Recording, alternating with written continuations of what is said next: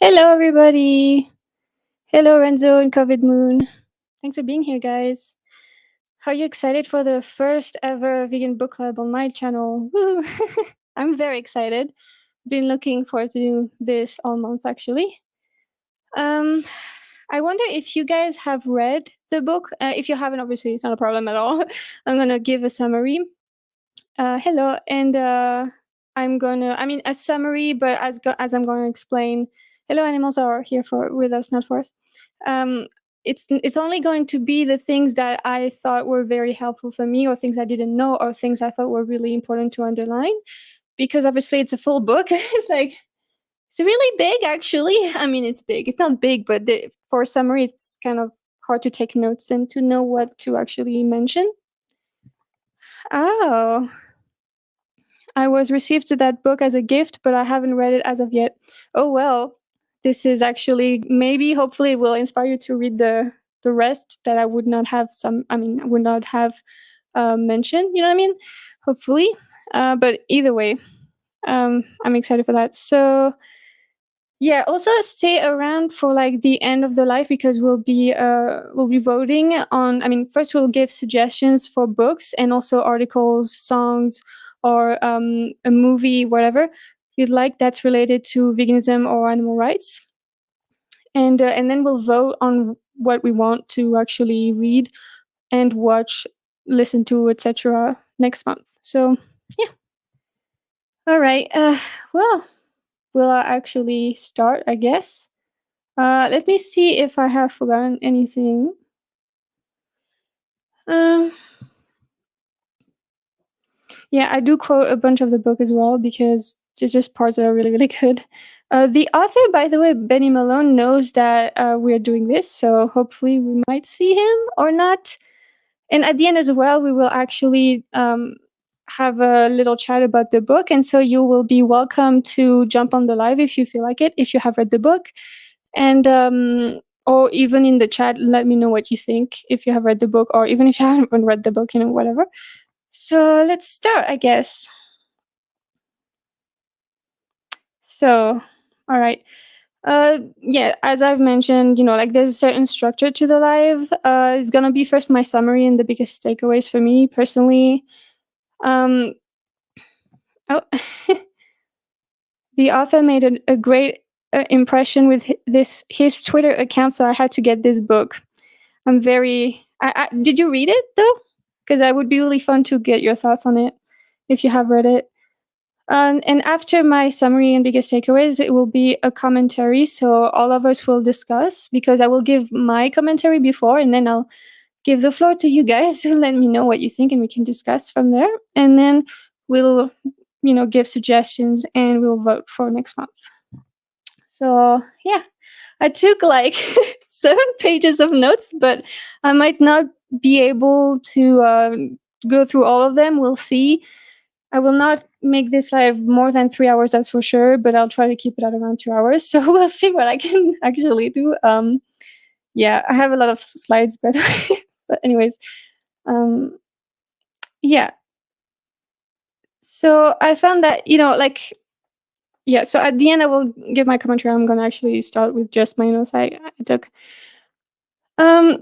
So yeah, the book was written in 2021 or published in 2021, and I wanted to quote something actually in the very beginning of the book. I'm going to be actually using the book while I'm doing the live because I find that just a lot of things in there that I wanted to mention. So there's this quote actually in the beginning of the book before the introduction by Buckminster Fuller, and it says, "You never change things by fighting against the existing reality. To change something, build a new model that makes the old model obsolete."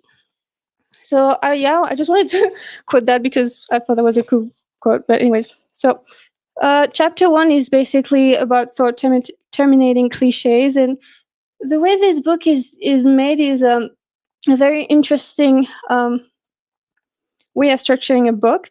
Basically, he went through different types of arguments from the least relevant to the most relevant, and so it kind of like begins with the least relevant, which is thought terminating cliches, which are like we shouldn't be talking about that in the first place, kind of thing, trying to just shut down the conversation already before it actually has begun. So, anyways, oh yes, he talks about like people who say I'm fine with vegans, and this really, when someone says like I do outreach, and when people tell me that they're okay with me being a vegan or something like that, it always irritates me a lot because it shows that they really don't understand why vegans are not okay with non-vegans not being vegan. They really don't understand why, because they don't understand that they have no reason to not like be okay with vegans being vegan, because we're not actually exploiting anyone. We're not exploiting others through our choices, whereas they are. So that's yeah. I'm sure you guys also feel this way. Yeah, actually, so Derek Coleman says cliche not in book, not no ethical consumption under capitalism. He kind of goes over a little bit at the end. So yeah, so I assume you read it. That's really cool. He kind of touches on it very quickly at the end, if I remember right.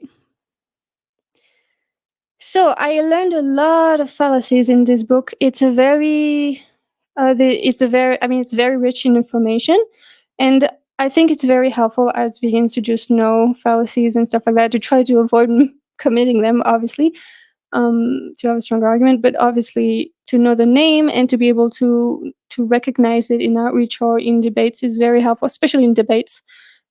Sometimes he actually says in the book, sometimes it's helpful to point out to the person that they're committing a fallacy, and sometimes it's not necessarily. So it really depends on the context. And I think it's probably as well, if I had to say, probably debates would be a very good place to point that out.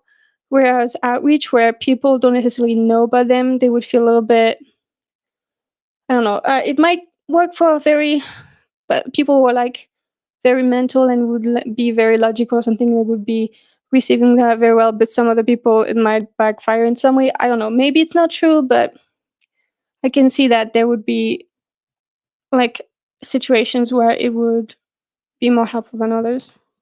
So.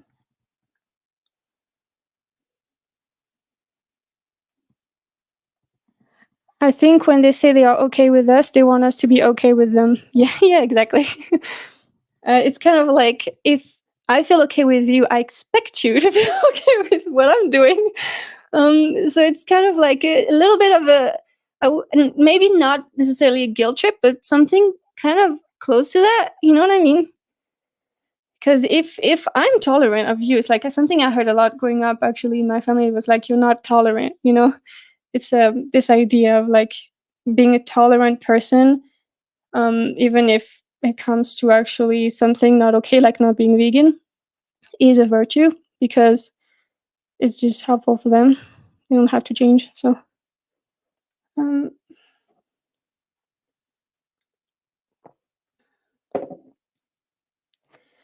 okay, so one of the first fallacies, or I guess I'm not exactly sure that's called a fallacy, but it's basically something that's called slothful induction. It's one of the first things I've learned in there. Um, Slothful induction, so it is the tendency to deny a conclusion even though there is sufficient evidence that supports it. Slothful induction occurs due to our natural tendency to dismiss events or facts that do not align with our personal biases and expectations. So he mentioned that, and I had to search it because I didn't know what it meant. But it's also like, yeah, okay, never mind. So yeah, this one, and there's another fallacy. Actually, I mean, I guess the first one might not be a fallacy, but anyways, sunk cost fallacy, the phenomenon whereby a person is reluctant to abandon a strategy of or course of action because they have invested heavily in it, even when it is clear that abandonment would be more beneficial, which is most non-vegans, honestly.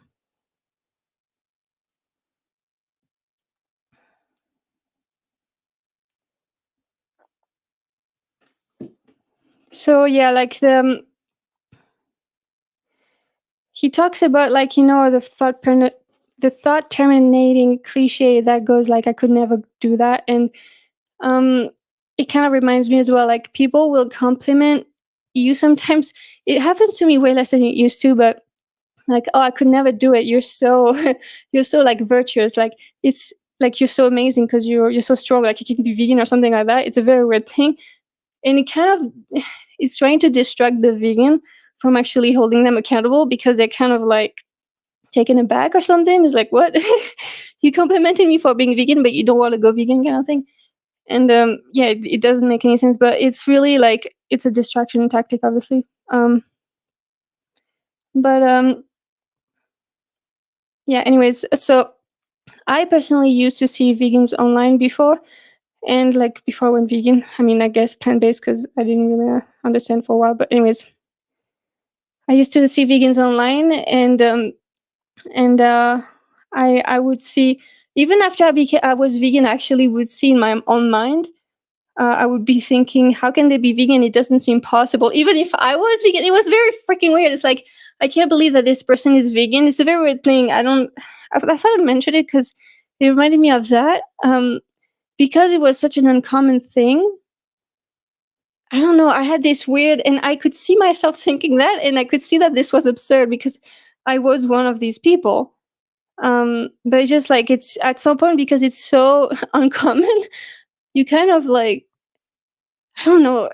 It's a very weird thought, but anyways, it's kind of like ingrained. It's like, because you keep hearing that, like it's such a weird thing or whatever, you kind of like, even as a vegan, you kind of like start thinking like a non-vegan a little bit. I mean, that was way before I was an activist, of course, because then it's a little different experience. But let me know what you guys think about the book as well. I guess at the end as well, but if it has anything to do with what I'm talking about, feel free to let me know, of course.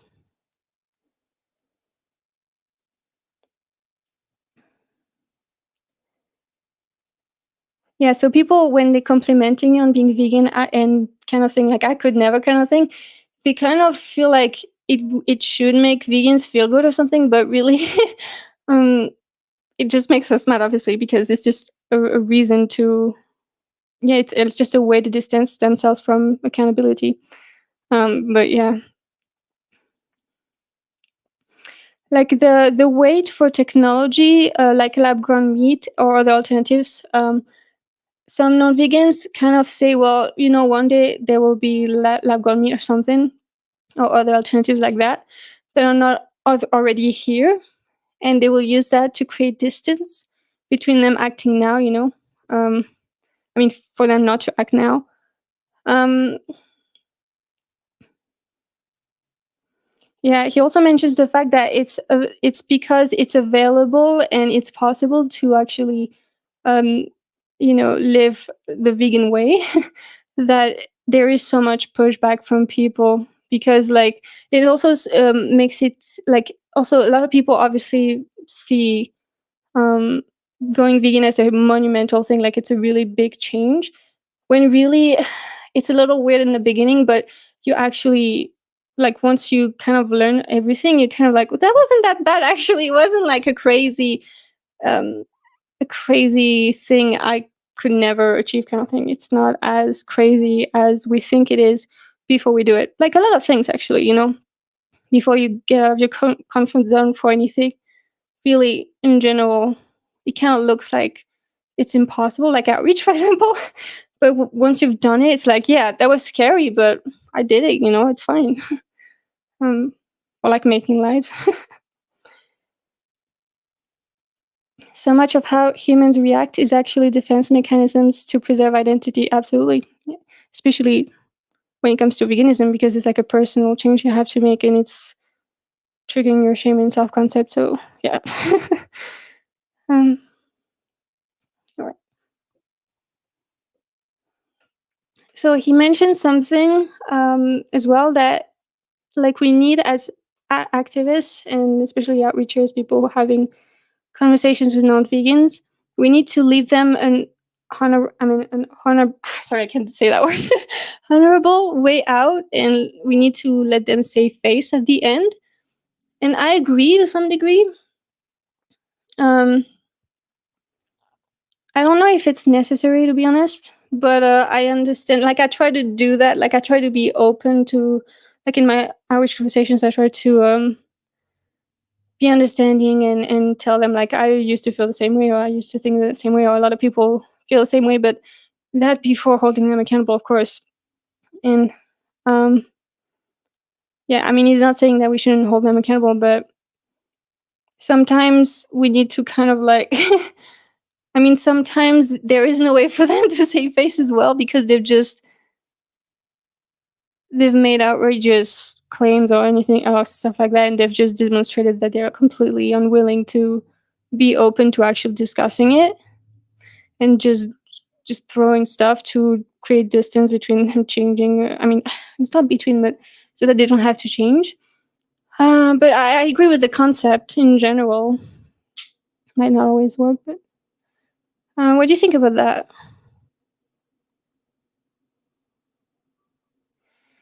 Yeah, there's this quote in the book from him. I'm pretty sure it's Benny Malone's quote.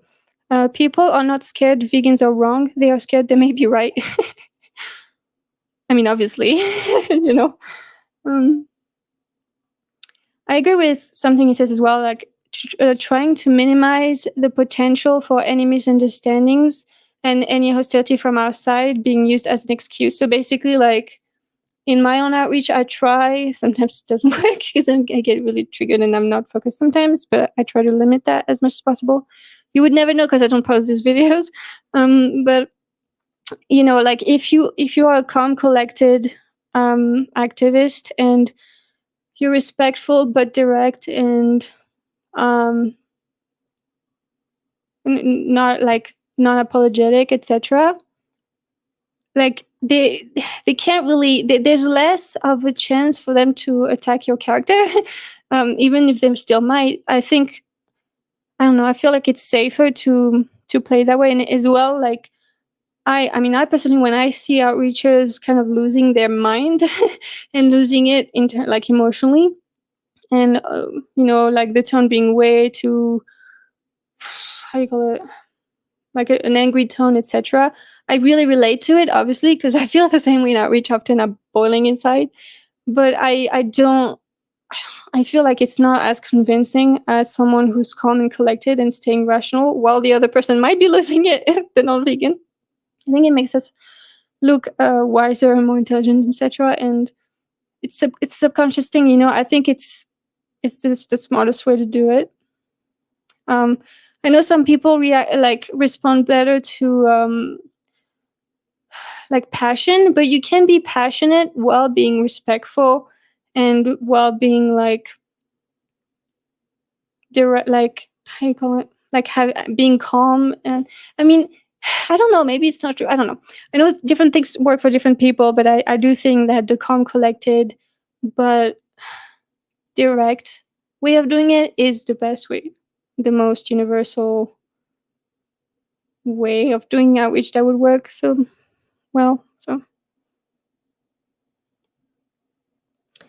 sometimes when we win the argument, we lose the person. So framing it in a way that gives one a chance to not feel attacked, defensive, I think you probably meant is a good thing, or something like that. Yeah, well, yeah, definitely. I mean, yeah, as we can, because sometimes people will just not have it, even if you're respectful. Like, I've had plenty of conversations where I was like as calm as I could be, and then they were just lost it anyways. But then I felt perfectly good about my performance. I felt very good. I know that. I mean, when I kind of lose my temper and my tone is a little angry and things like, I mean, little, when it's actually angry and etc. Like things like this, I just, I don't feel good about it. Like, it's just not as convincing, It's kind of look like a child when you're like that. So yeah, often when in conversations with a vegan, people will actually create like a paralysis of choice, is what he says it is. So basically, like, they're saying, like, crop deaths, you create harm as well as a vegan, and so there is no there's no, like, since we can't have a perfect world without any harm caused, we always going to cause suffering or something, or like death and things like this. There's not even any reason to even try, because, and he's going to actually talk about like the fallacy of the gray, which is something I never heard of before this. And it's kind of like this fallacy. I will get back into it just in case. Anyways, I will read the definition, because I'm not going to be doing a great job right now to say it, because I don't remember exactly. But basically, like, oh, is it that? No, I guess that's like nirvana fallacy, which is literally that. It's just like, since there is no perfect solution, even the improvement is not good enough. So I think, yeah, as vegans, it would be vegan activists especially, it would be very helpful if we could learn the fallacies.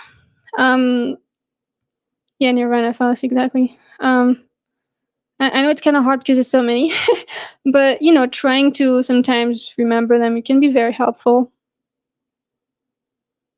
Especially, it can be very harmful, I think, if like a vegan activist, like especially a filmed conversation or in a debate, even worse, if they are caught in a fallacy, it looks really bad. I mean, anyone committing a fallacy in a debate looks really bad, but vegans have even more hate coming their way, and people are not they're not fair when it comes to vegans because there's so much hate. So often it will be disproportionate, like the amount of backlash you get for a mistake you made as a vegan activist. So we really need to, avoid it as much as possible, even if sometimes it's just human to commit a fallacy. But,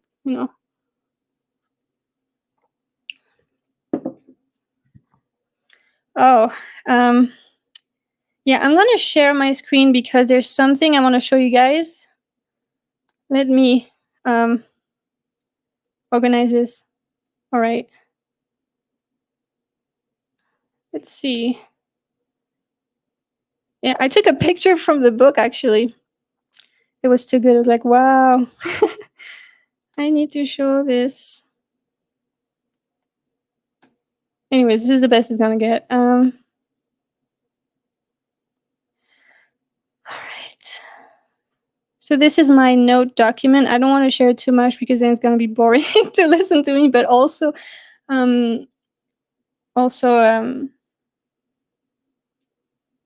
it's not super pretty or whatever. It's not a slideshow or anything like that. Okay, so this is the photo I took from the book. So it's basically it's called Graham's Hierarchy of Best to Worst Ways to Disagree. So at the bottom, basically the worst type of way to disagree is name calling. Sounds something like you're an asshat. After that, which is a little less bad, is ad hominem, which is something I feel like a lot of vegans have heard before. I mean, name calling too, but you know what I mean. Attacks the characteristics or authority of the writer without addressing the substance of the argument. After that, responding to tone, criticizes the tone of the writing without addressing the substance of the argument. That's what I mean when I say, oh, can you guys see this? Because there's my face in front. All right. I mean, when I say tone is important, I'm saying that because people will often dismiss you because of your tone as well, even if they should not do that. But humans do that. So especially when it comes to veganism. So, to try to decrease the barriers to get people to actually get to the argument, it would make it easier, After that, contradiction states the opposite case with little or no supporting evidence. Run into that all the time in outreach. After that, counter argument contradicts and then backs it up with reasoning and or supporting evidence. After that, refutation finds the mistake and explains why it's mistaken using quotes. And the best way to disagree, refuting the central point, explicitly refutes the central point, obviously. Okay.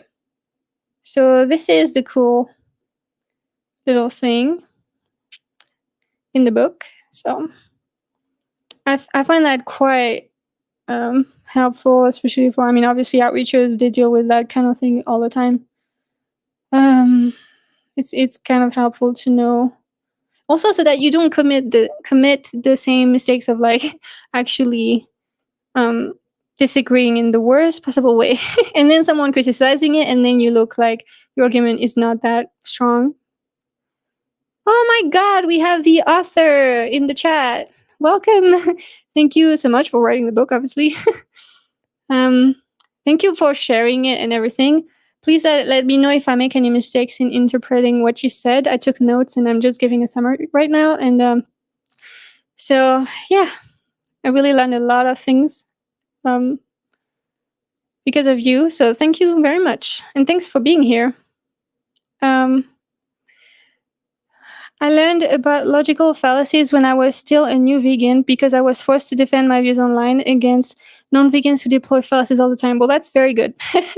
We should all do that.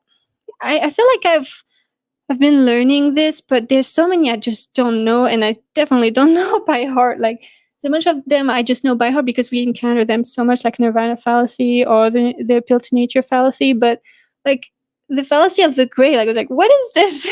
It's just very helpful. And also, Benny, at the end we will have like a commentary. I will give my commentary, meaning like what I think about different parts of the book personally, but like more talking about in general, like because I'm every point that I'm this like while I'm doing my summary, I'm commenting a little bit on the things I've seen in the book, but at the end it will be more in general. Anyways, so if you feel like it, you can definitely come on the screen as well, because people will be welcome to come discuss what they think, and you could explain why you wrote it, and anything you'd like to mention. So Benny says, I used to post Graham's hierarchy in the debate groups I was in. There was a lot of ad hominem attacks on not providing citations, so it was a good way to show that quality of comments. Yep, it's very helpful. So I'm going to stop sharing my screen. Okay, where is this thing?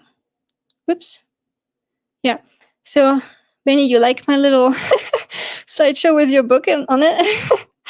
Okay. How do I do that? Okay. So like there's gonna be a lot of fallacies I'm gonna be mentioning right now, because like it's gonna be popping up throughout the summary, but at some point of the book there were more fallacies that were defined and explained than at the end, because obviously people have to know what we're talking about before we're talking about it. But so another one I learned was gauge gallop. It's piling arguments fast to overwhelm the opponent. Happens to me all the time in outreach, and it's so annoying. It's like literally every conversation almost the person will not let me talk, and they will just like, but they will give an argument, and then they will give something else, and then another reason, and then we're at 6, and I'm like, I don't remember anything you said. So what you got to do at some point is just literally interrupt them, and that's really hard for me because I think it's very freaking awkward, but you got to do it because it's just not fair anyway. You have to just stop and just address one or two at a time. Yeah.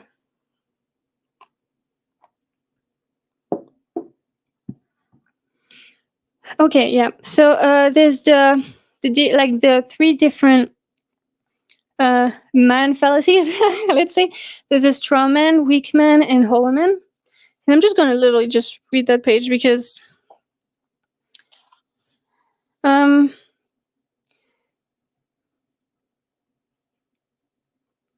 so yeah, like there's no way I was gonna be able to summarize that better. So okay, a straw man is when the opponent's argument is constructed in such a way as to be easier to argue against. The straw man is built so it can be knocked down more easily. It may be a distorted representation of the opponent's actual position. It may exaggerate or downplay some aspect or otherwise be a bad representation of the argument. The person constructing the straw man can then destroy this argument and claim victory while not really addressing what their opponent is actually saying. I think this might be the best known, like the thing I've heard the most in vegan online circles, I guess. Um, yeah, a lot of people.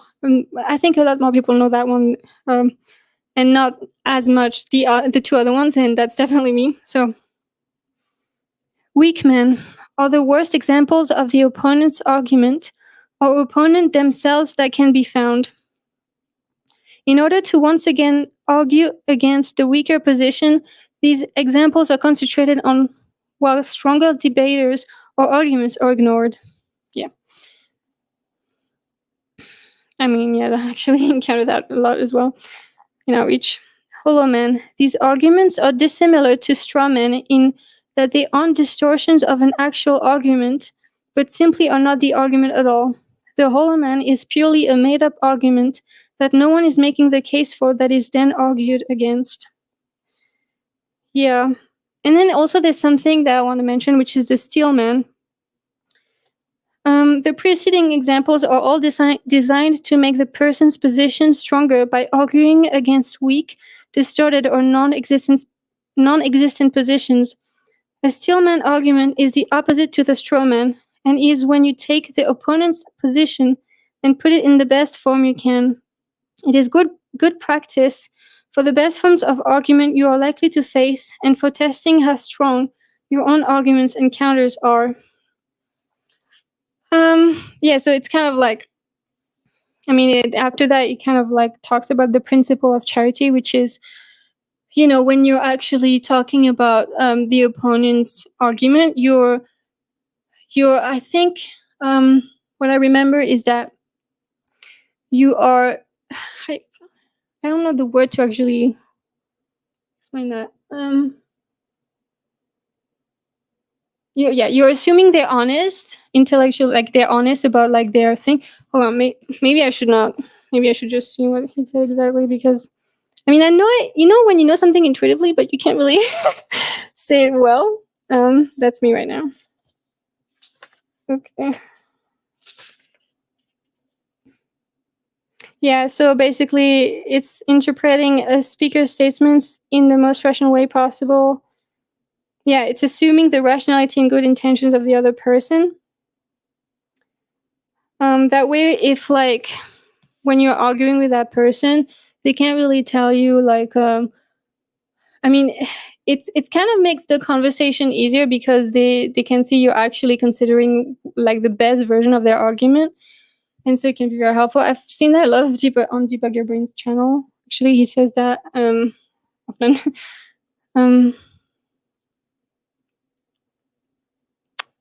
Oh, so someone mentioned before that there wasn't anything in the book about no ethical consumption under capitalism, and so then he says, I cover no ethical consumption under capitalism in my second book, which I'm just finishing, but that chapter is available already in 4K Vegan magazine. That's really cool.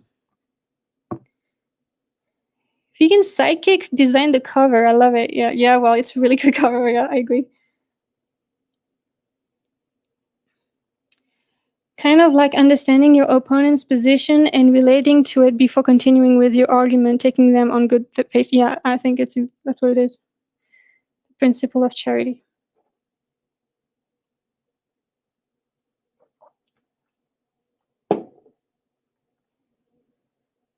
Okay.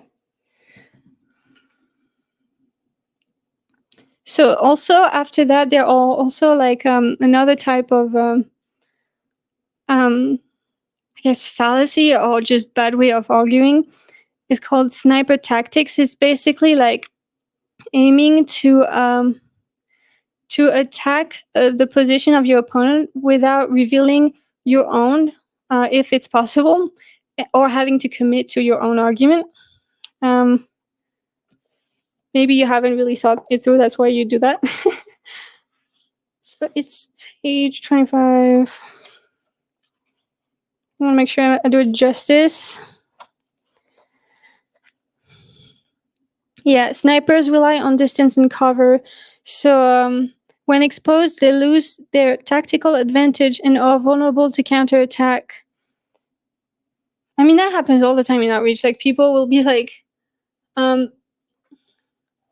they will be kind of shooting at like what you're saying, but then they will actually like when you kind of tell them, well, what you're saying, if you're committing to it, like actually, it kind of relates to what he says in the end of the book, anyways. But when you actually show them their like position, what they're advocating for, they'll say, no, no, I didn't actually.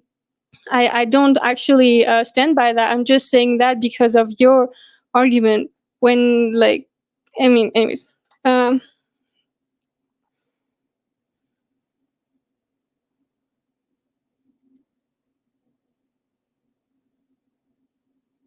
yeah, to stop them sniping, you have to be able to call their bluff and not allow them the plausible deniability of what they meant and to gaslight you. Exactly. Asking them directly what they mean by their words forces them out into the open.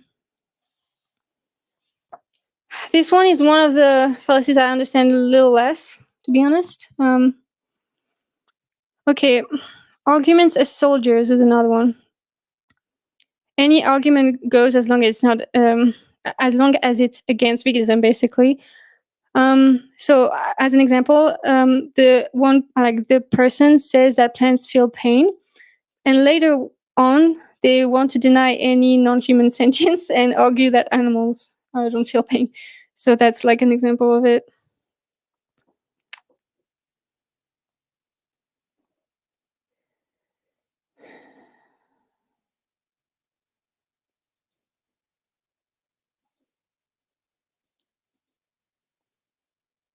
Um, yeah, I'm gonna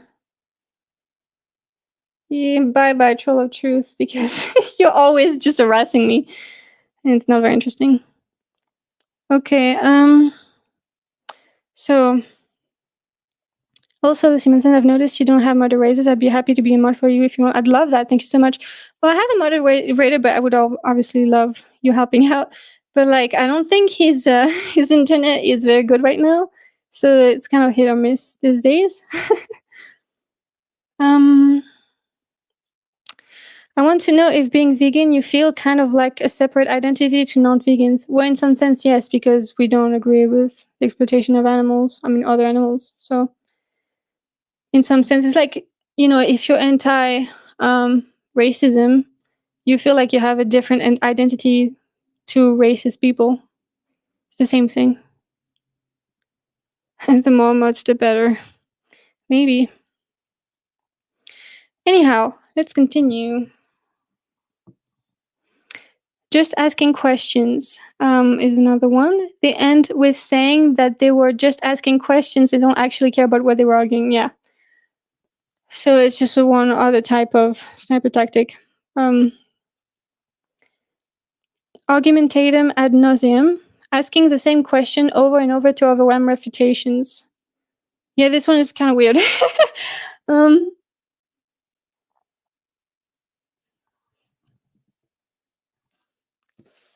There's one that's called sea lioning. Sea lioning. Never heard of that one before this book. I mean, I've never heard of a lot of these actually before this book.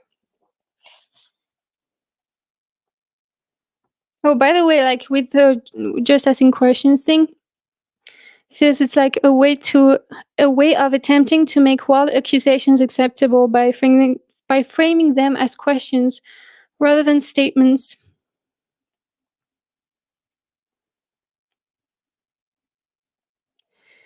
So, sea lioning involves jumping into a conversation with endless, polite, reasonable questions and demands for answers, usually of entry level topics far below the actual conversation. For example, please prove sexism exists. This tactic differs little from harassment.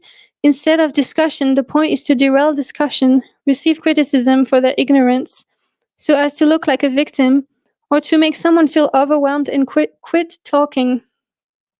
It is comparable to running a filibuster or perhaps a filibustering technique and preventing anything getting done. Ugh.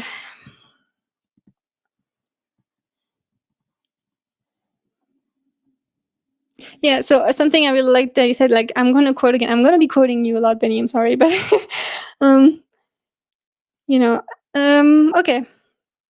So a quote from the book: "If you really want to say that plants are sentient and use that as your argument against veganism, it means you are committing to sentience as your criteria for moral consideration. So you can't abandon that when it comes to your criteria for moral consideration for animals." Yeah, I think this is a very, I mean, it's just a good way of putting it for outreach. You know what I mean? Like, in outreach, I often like kind of just end up saying like, no, they're just not sentient. You know what I mean? But I never really say, well, if you think that plants are sentient, and we're not even sure, like science-wise, that they are. I mean, scientists are saying that they're not, but we know for sure that non-human animals and animals in general are sentient. Then what the hell are you doing? um, yeah. Okay, there's other things I want to quote.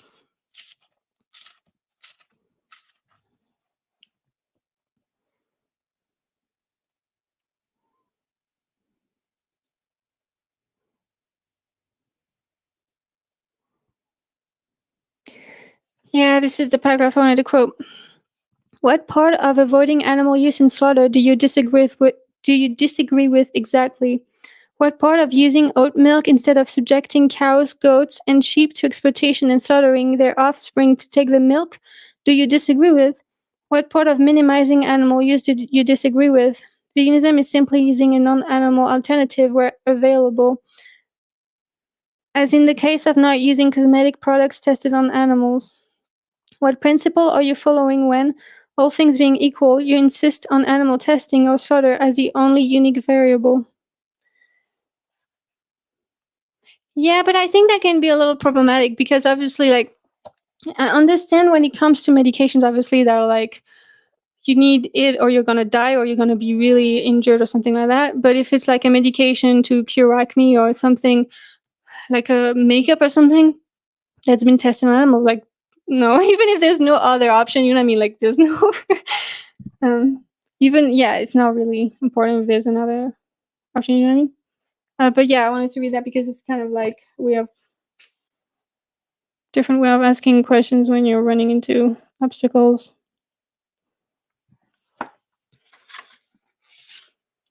Okay, yeah, really cool quote from Tom Regan. Because we have viewed other animals through the lens of our self-importance, we have misperceived who and what they are. Because we have repeated our ignorance one to the other, we have mistaken it for knowledge. Oh yes, could say a lot of things about that because it really triggers me when people are like, well, we're more intelligent or something than other animals, so therefore we can exploit them. But even if you're just talking about like the value of a human being versus a non-human animal, there's plenty of things that they're amazing at that we couldn't even dream of doing or being.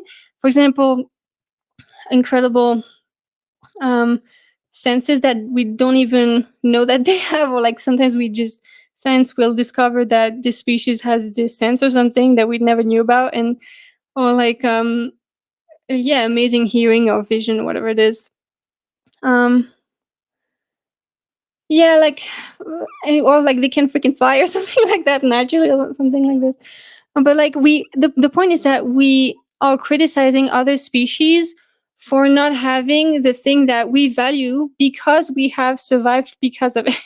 I didn't say it in the best way, but we are good with like making tools and things like that, or we are very very intelligent species, and we also weak and slow compared to other species, and our intelligence has helped us survive, and that's why we value it as so much as well. But other animals didn't necessarily need that to survive, right? And so it's completely unfair to actually put that on them as if this is like the end all be all for all animals to be actually like to have value. um if we were actually, I mean, you have different climates as well, and you have just different way of surviving. And I don't know, it's all about your value as a human, and I think that's really messed up when people, you know what I mean. Anyways, Mantis shrimp can see colors in the ultraviolet spectrum and they pack one heck of a punch. Well, that's just one example of how amazing other animals are, and we're just they're in the corners being like, I'm better than everyone, like a freaking toddler. Um, just not even mentioning the fact that other animals are so damn more harmonious with the rest of the world. They're not actually destroying the only habitat they have. I think that's a pretty important skill to have, and we don't have that. So it depends what you're actually like basing the criteria of value on, because to me that is much more important than being able to build a building a certain way or something like that, or like making um it's more important than most things really to be able to actually not kill your own self through your environment, etc. um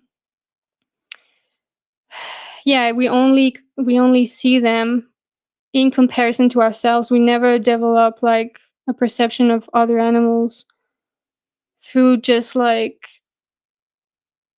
kind of being more balanced, but like not balanced, but like seeing how they could, even in comparison to ourselves, how they could be better than us in other ways. Anyways, and we've been wrong again in assessing what their skill are and their talents are, or whatever it is. Like we've been wrong. We've like freaking thought that they weren't even sentient, or that like we were the only ones who could count, which is completely untrue. We know the studies now. By the way, if you want like resources and any studies about any really like the health environment and how veganism is not like bad for the environment or anything like that, or that it's healthy to be vegan, on Philippine based diet, etc. All these studies and studies on sentience are in my descriptions of almost all my videos, and also in the live description. How about cuttlefish? They can change the pattern on their skin to match their surroundings. I know. Yeah.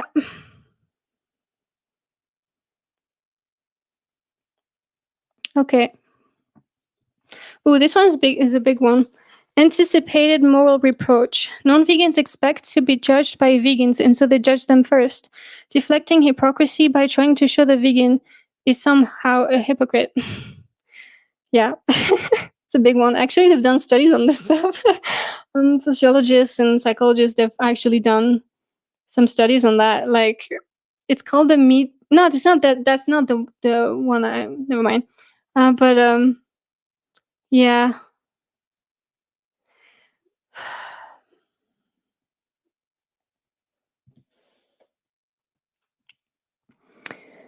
Euphemistic labeling.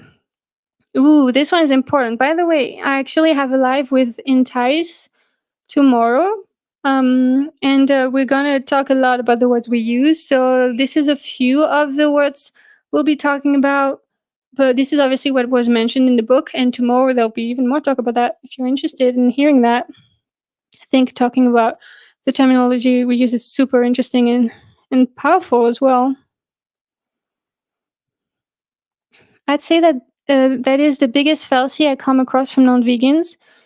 Variations on the tu quoque fallacy, they need us to be as immoral as they are so they don't feel bad about their actions. Exactly. Yeah. So guys, I'm going to take a little break. Go to the restroom and stuff. I'll be right back.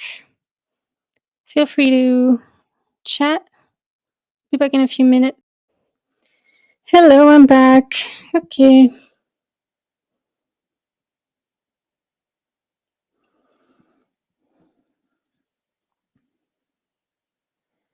By arguing against animal rights, they admit humans aren't that intelligent, just operate on monkey see monkey do. Yeah. Yep. Entice rocks. Psyched for that collab. Me too. I'm excited about it.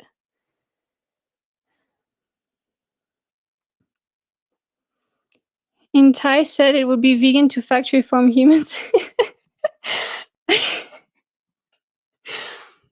I agree.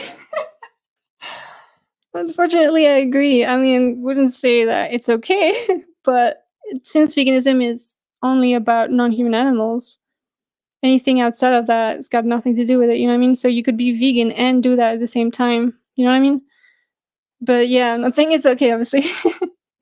Just as opposed to that, as I am with non-human animals. But it's just something separate to veganism, you know what I mean? Okay, let's do this. Thank you for waiting. So, euphemistic labeling, meat harvesting, milk instead of breast milk, culling, euthanasia, you know, all the terms to actually make it seem like it's a wholesome thing instead of a horrible thing. Um, harvesting is one I really, really hate. um, yeah.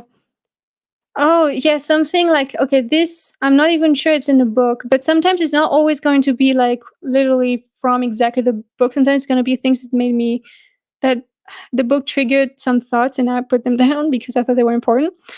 So he was talking about euphemistic labeling, and then I thought about, like how with animals like fish, sheep, etc., we don't really, even our language doesn't recognize that they are individuals. It's kind of like by the ton. It's like fish are actually, the number of fish death is calculated by the ton of fish. So we don't even, like, you know what I mean? It's just very objectifying, reducing to mere objects.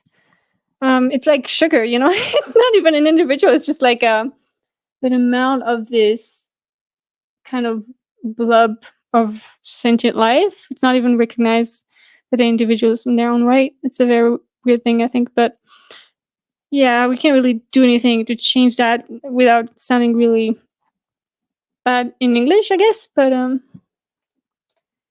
obviously, things like in campaigns by other, by in animal exporters, happy eggs, laughing cow, etc. It's euphemism. I mean, it's not euphemism, it's like literally lies, but anyways, making it seem like it's a wholesome thing.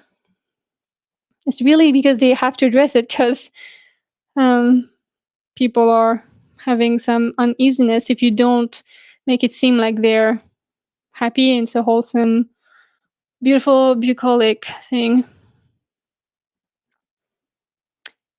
That was a good point. I thought the fact that people, when you're doing outreach, people will give you the most childish arguments, and he says that basically it might be because they were taught these things in childhood and they never questioned them because they never had to. And like taste or culture or appeal to popularity or even appeal to nature, things like that. It's very, a child could actually make these arguments and it would be fine from a child's perspective because, like, come on, like, they don't even have their full brain developed, but you can't expect the same thing. But like, you know what I mean? Like, it makes sense, this theory of like they're giving the arguments that were taught in childhood basically for animal exploitation being fine. Non-human animal exploitation, anyways. The diffusion of responsibility is basically an appeal to popularity fallacy. So people in groups act inhumanely when not personally held accountable for their actions. For example, Nazis, the SS, and the Nazi support thing in the Second World War. So because all these people are doing that in society, it's not really on me to change it. It's because the more people are responsible for something, the less pressure I have to actually change.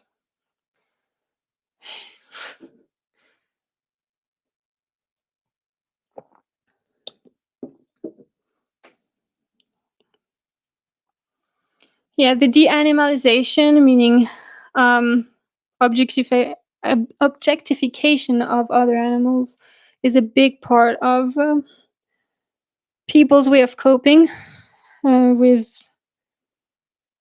the cognitive dissonance, obviously. The desentientization also. The denial that other animals have minds and are obviously sentient. Okay, there's another quote.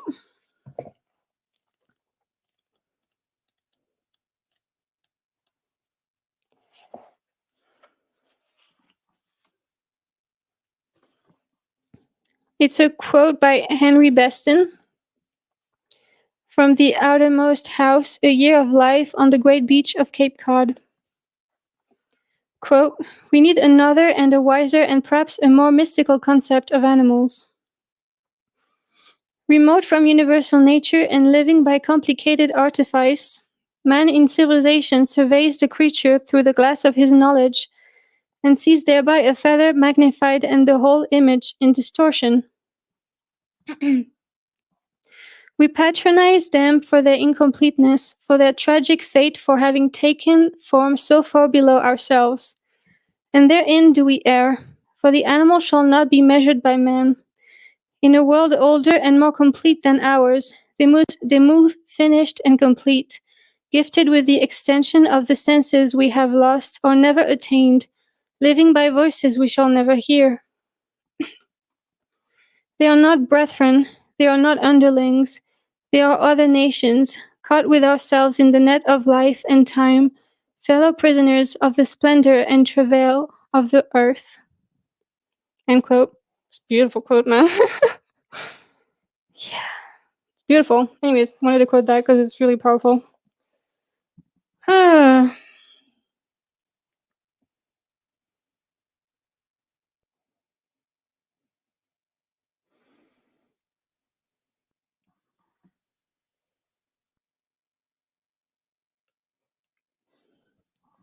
Exactly. Most non-vegan arguments are really just post hoc justifiers with no real forethought, mere reactionary responses to that which they've been conditioned into. Yeah. Yeah, I know. I love that quote too. So Benny says, "I'd like to do a shorter A to Z version of the book so the fallacies and cognitive biases can be looked up quicker." Yeah, that's a really good idea. Hello, Thequane. Yeah, actually, I started a glossary of all these stuff so I can look it up when I just need a little refresher. I think it's a good idea to have a glossary of words and other fallacies because I don't know if you watched the live I was in with Vegan Paralab, but it was kind of embarrassing because in the beginning we couldn't even define utilitarianism. We knew it in like what it meant, but we couldn't define really well what it was. So I started making a glossary. I was like, that's not acceptable. And so yeah, it's hard to remember all of them by heart, but we can try to know them better at least. Okay, so another fallacy, the continuum fallacy, also called argument of the beard. And by the way, a lot of these fallacies have other names, and sometimes a lot of other names. So I haven't always made sure that I put all the other names in it, but it's just something to know. So, continuum fallacy. When one argues that no useful distinction can be made between two extremes, just because there is no definable moment or point on the spectrum where the two extremes meet. The name comes from the heap paradox in philosophy, using a man's beard as an example. At what point does a man go from clean shaven to having a beard? I think that's what I was kind of referring to. Was I? What was it? What it was? I'm not sure. Anyways. Oh, another quote. I'm a quote person. I really love quotes, so you're gonna hear a lot of the quotes he actually mentioned here. Um,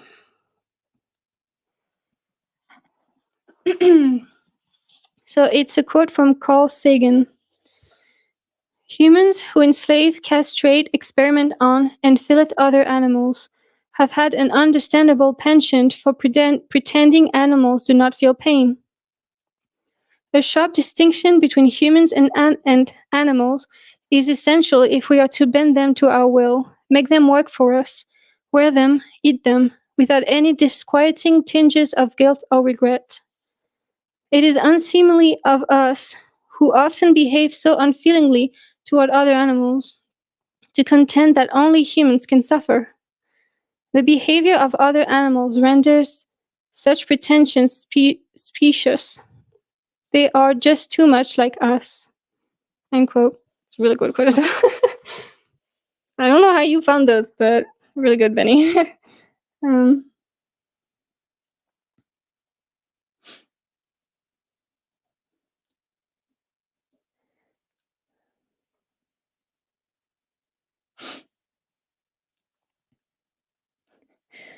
all the concepts and fallacies are literally just the arguments I've come across. That's why there are so many.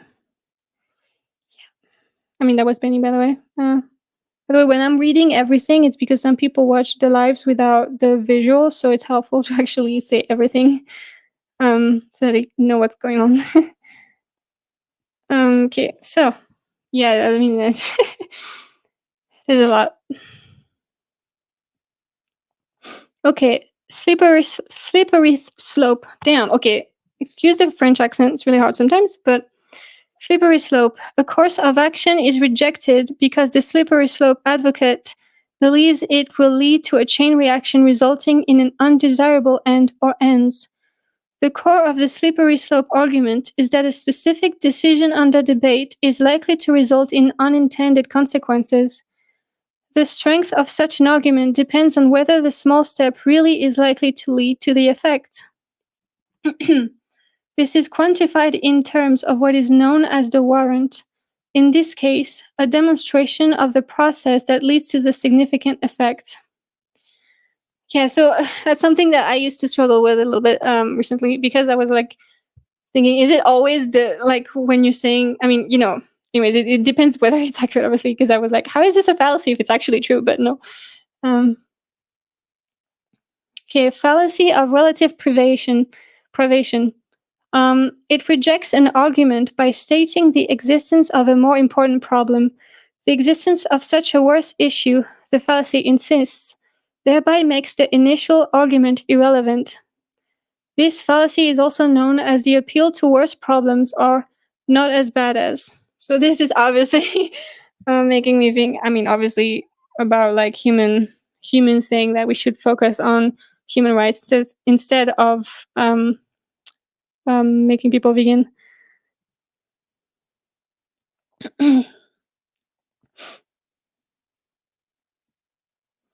I really like the conversation because I think, is the opposite of a vegan a meat eater? You asked the queen. Yeah, it's not. Yeah, right. Veganism goes far beyond the exploitation on one's plate. Yeah. Yep. Okay, another quote that was pretty good.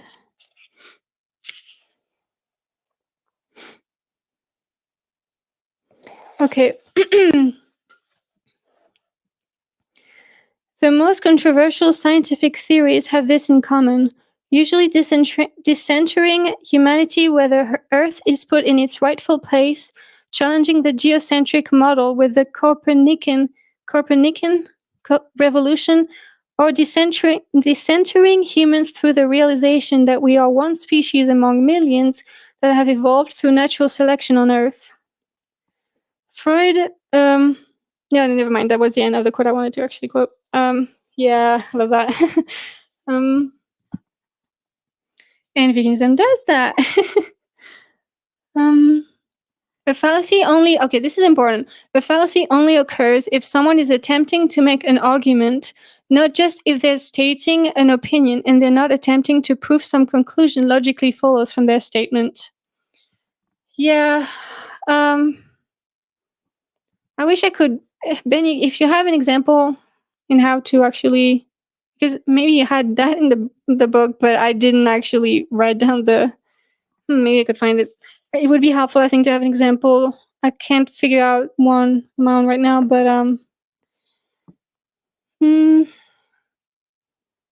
nah, I'm not gonna be able to find it. If you have an example of this, like a fallacy explaining this thing, that would be helpful, I think.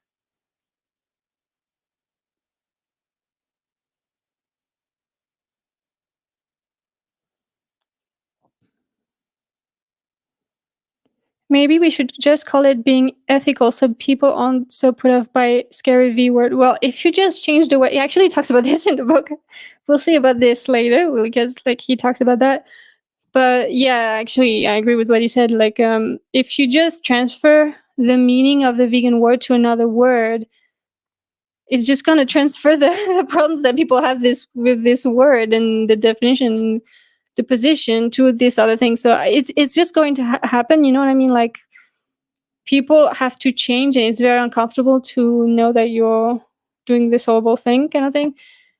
and it triggers shame and everything. So it's always going to be a hard thing for people to swallow, but they have to.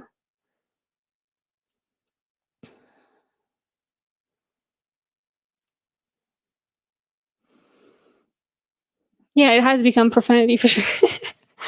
But when you get it, it's not profanity anymore. So that's the cool. You know what I mean? Like, I don't think changing the word would work. I think the word is.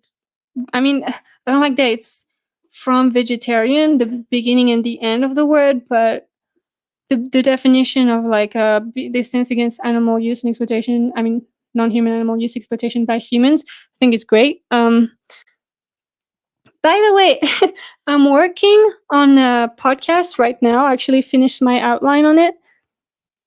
And it's basically, I'm going to start a podcast series on a website called A Candid Hominid.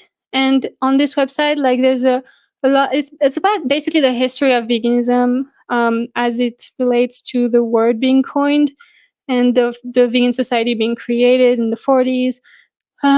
And there's a writings from Leslie Cross, whose definition I go by. And so, yeah, it's the definition of the original definition by Donald Watson and him, but there's also writings of him, of his. And so I'll be making a series on the different articles that are not necessarily only from Leslie Cross, of course, but from the author of this website. And I'm very excited about this. I hope you'll like that because I think it's important to talk about that in particular. This website is awesome, by the way. Mm. Okay, yeah. Sometimes it's helpful to bring up the fact that the person is using a fallacy. Sometimes um, the Socratic method instead may prove to be better in advocacy. That's what he said. Yeah, that's what I said in the beginning. Like, I don't know when in outreach to bring up the fallacy. Maybe if the person is into, you can tell they're kind of a mental person or something. I don't know. I'm not sure. Might be. I don't see when it wouldn't be a good idea to bring it up. Maybe when. No, I don't see when actually. I don't know.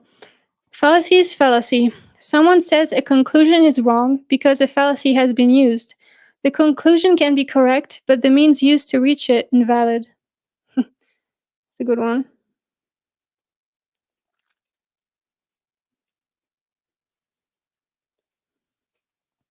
It might be a hard pill to swallow, but at least the pill is vegan. Ugh. Yeah, I know. I don't agree with that at all. I actually had her newsletter sent to me about like not using the word vegan that much and stuff, and I did not agree at all. I very much disagreed with a lot of the newsletter. Actually, I don't exactly remember what she was saying, but yeah, she was basically trying to distance um, the word vegan from the meaning, so that trying to get people less triggered, but like replacing it with pro-animal future. But then it's like, what does that mean? I mean, there's a lot of. Anyways, I would have to actually.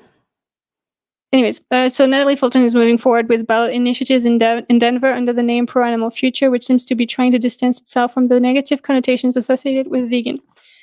Yeah. I think.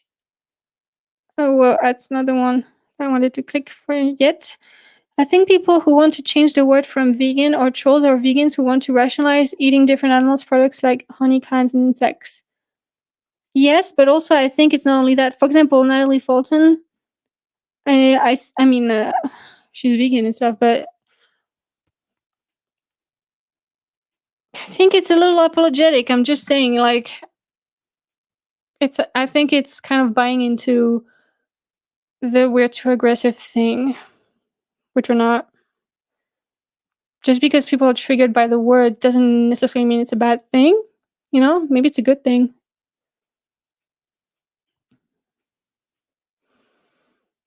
Okay. Another quote.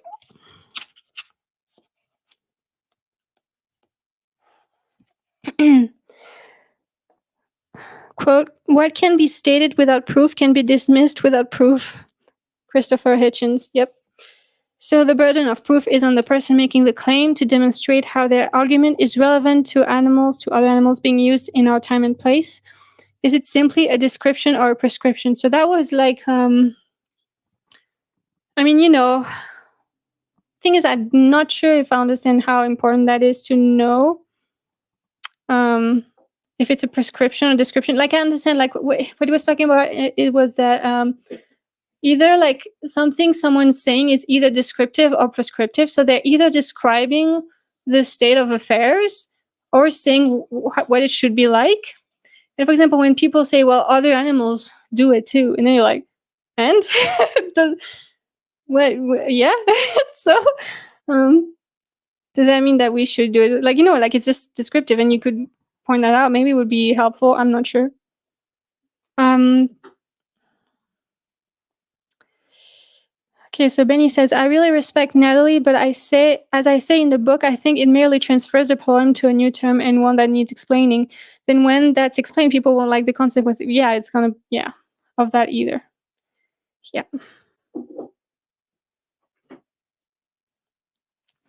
That makes sense. It being, what? I'm not exactly sure. Um, Perhaps it's good that non-vegans are triggered. Yeah.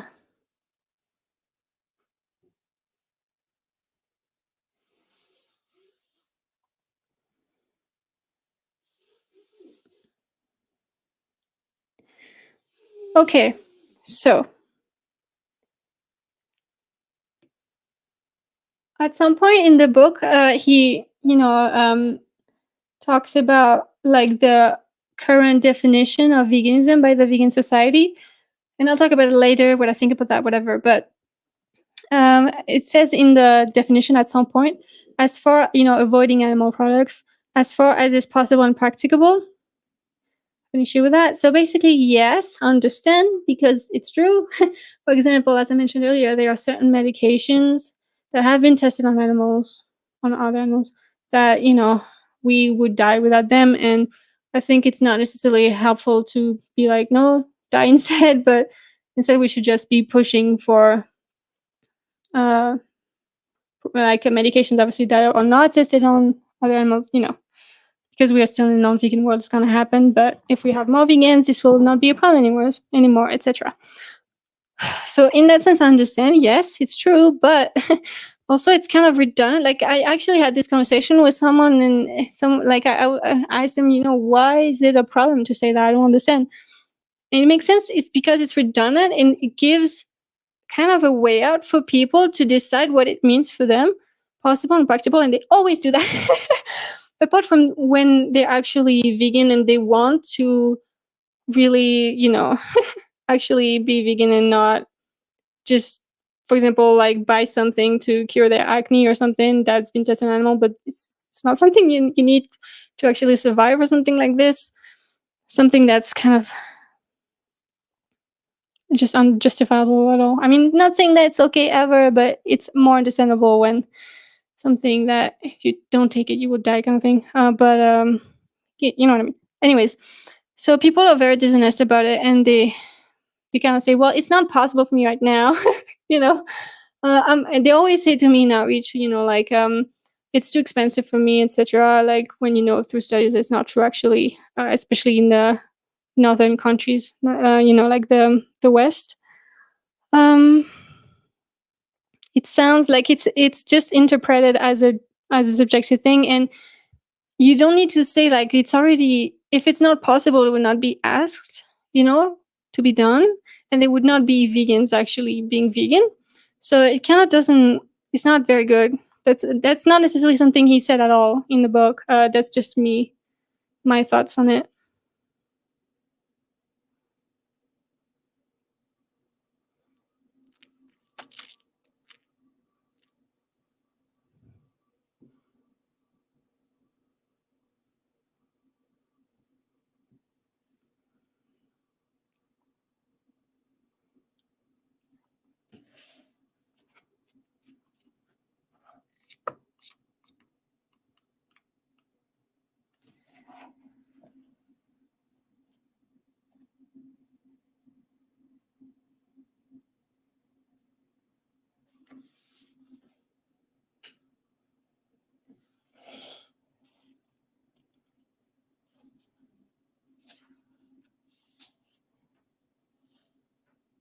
I'm trying to find a quote, by the way. Sorry about this. I might not have written it down well.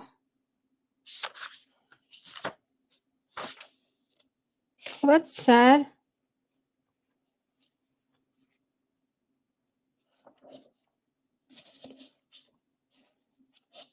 Hmm.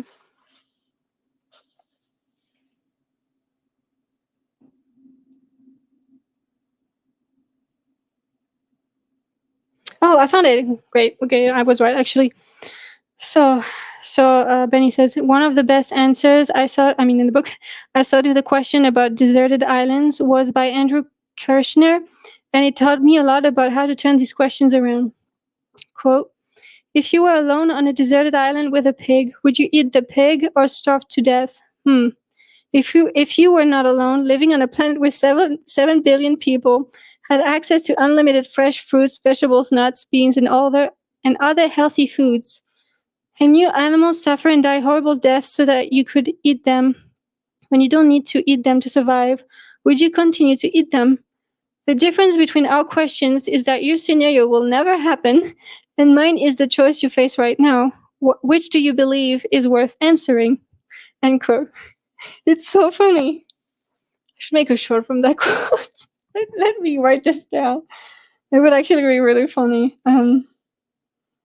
Maybe I'll just use this actually. Never mind. Really great quote. Okay, another one. I hope you like quotes, guys, because this is just a lot. But damn, it's just so good. Makes me so happy. um. Okay. In 1902, Edward Everett Hale stated, he wrote, I am only one, but still I am one.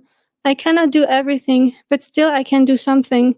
And because I cannot do everything, I will not refuse to do the something that I can do. End quote. It's beautiful. Yeah.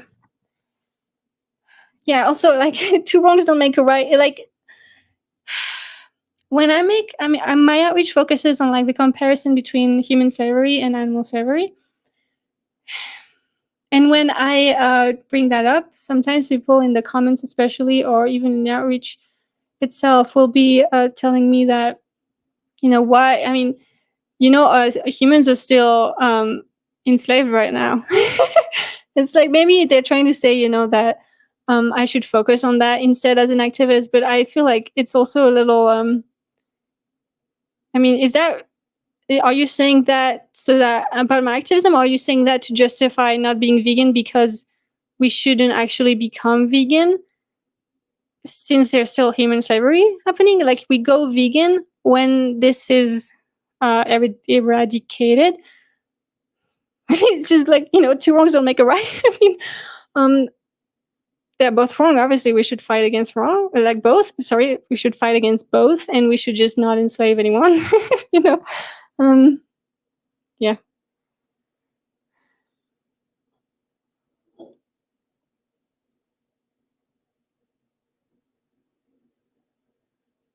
Vegan is a better word to use to let people know that you don't consume eggs, meat, honey, dairy, meat, broth, or anything with remnants and animals. Okay, I understand what you mean when it comes to, like, for example, I host a vegan potluck, and I say vegan potluck because, one, a fully plant-based potluck would be a little long. Maybe I could do that, but I also want it to be about the social aspect, whatever. And I'm a little worried that people will think, like, "Ooh, plant-based, I can bring something else," like a non-vegan food. I get it, but I think when we're talking about food, I think it's better to just say fully plant-based, because we have to try to make people realize it's not about, it's not just a diet. And they really think it's just a diet right now. So, obviously a vegan has to have a fully plant-based diet, but a person on a fully plant-based diet would not necessarily be vegan. They would not necessarily hold the stance against animal use and exploitation, and they might exploit animals in other ways, and use them in other ways. So it's not interchangeable. You know what I mean? Um,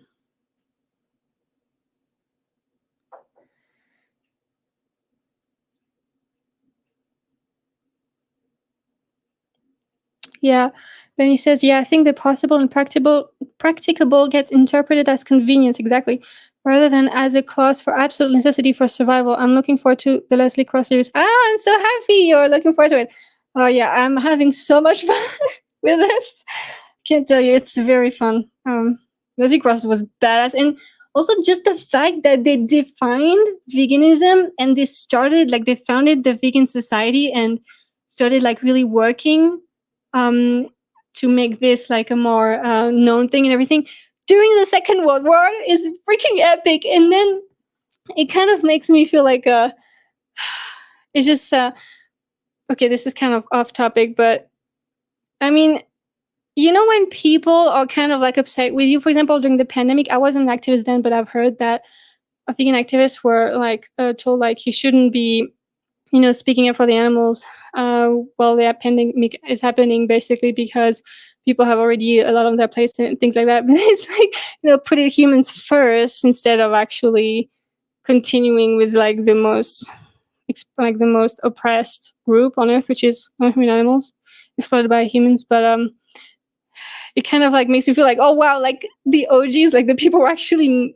coined the term and really thought for 7 years. Actually, they thought about the definition and they really refined it so that it would be as powerful as possible and as the most encompassing of all. I mean, obviously, animal use and exploitation.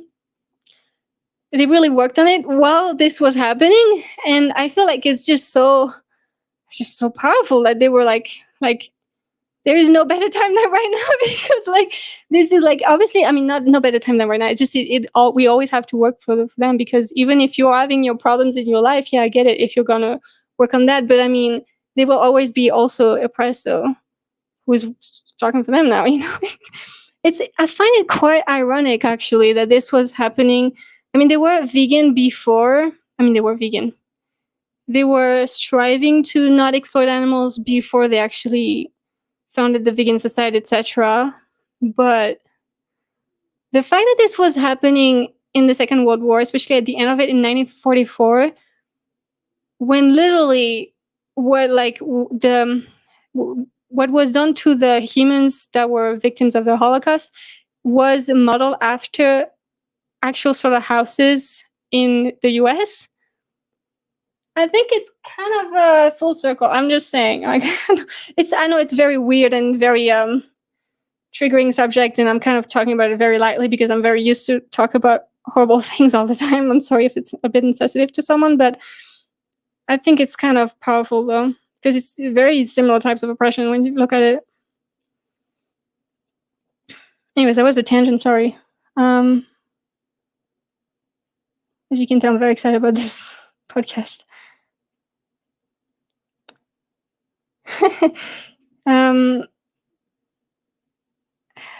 But you could ethically eat eggs, I guess. Isn't it more important to it for ethical reasons?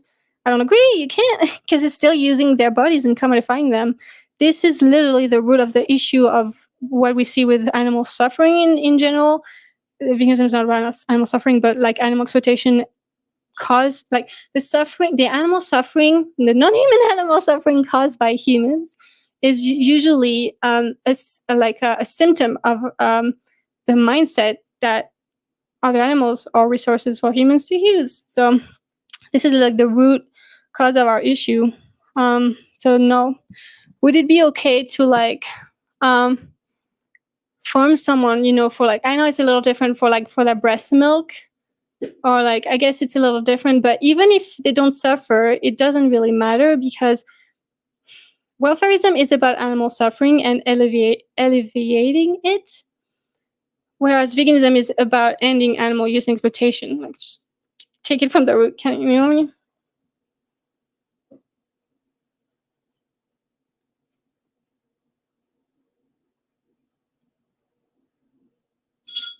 Benny says, yeah, even in the World War II was still ongoing, they still saw it as the most important movement, really, just literally because of the numbers, you know? If there were more humans being like exploited and having horrific experiences more than non-human animals, I would focus on that, right? But that's not the case. Like, it's disproportionately, like, it's just literally trillions of non-human animals are exploited every single year and killed as well, by humans, for human use. So that's the fallacy of relative privation again. If people say animals should never get a turn, basically, yeah. Human supremacy.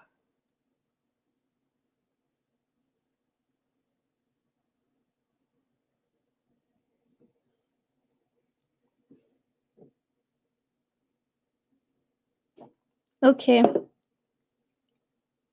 On page 4 of 7. I have to get going because oh my god, I'm so at this. Okay, so a quote from the book by Benny again. Just because you don't like vegan advocacy doesn't mean that you can pretend you are somehow free from an ideology yourself, or are a neutral observer of arguments without thinking you know best too. Otherwise, why are you offering your opinion? End quote.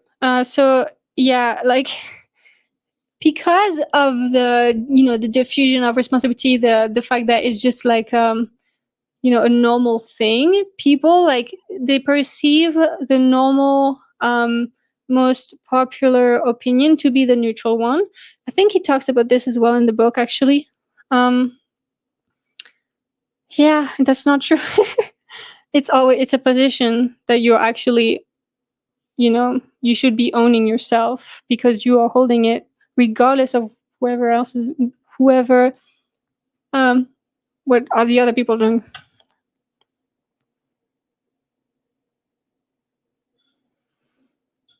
Yes, sometimes in outreach it could be powerful to add when they're pushing back. From what I'm hearing, you are for animal safety and commodification to make them realize that's what they're arguing for, because sometimes they realize they're arguing for that and they're like, yeah, but sometimes they're like, like, no, but, yeah, obviously the diversionary tactic concentrating on vegans rather than the animal victims. Yeah.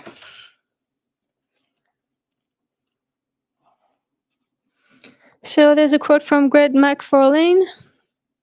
Veganism is not about vegans. Vegans are people with all sorts of good and bad points, but that says nothing about veganism. Vegans are often the messengers of veganism, but don't confuse the two. Veganism is the understanding that animals value their own lives and bodies, that animals have an interest in continuing their existence and avoiding suffering, and that animals have the right to be treated with respect and justice and not to be treated as property. The logic of veganism stands independent of any individual vegan person. Yeah. Yeah. Yeah, I agree that it's the understanding of these things, but it's not necessarily about those things. It's not like about suffering or even reducing death, the amount of death. But I get what he means. But yeah. When people bring other issues like the planet, capitalism, etc., we can ask how using other animals, and enslaving them, basically being a non-vegan, helps those issues. I think it's so good because they're like, there's no ethical conception under capitalism, or like, there's always going to be an impact on the environment. It's like, okay, well, how are you helping though, like these issues by being non-vegan? That kind of exposes the fact that they don't really care about that. They're just like, anyways, I thought that was really powerful.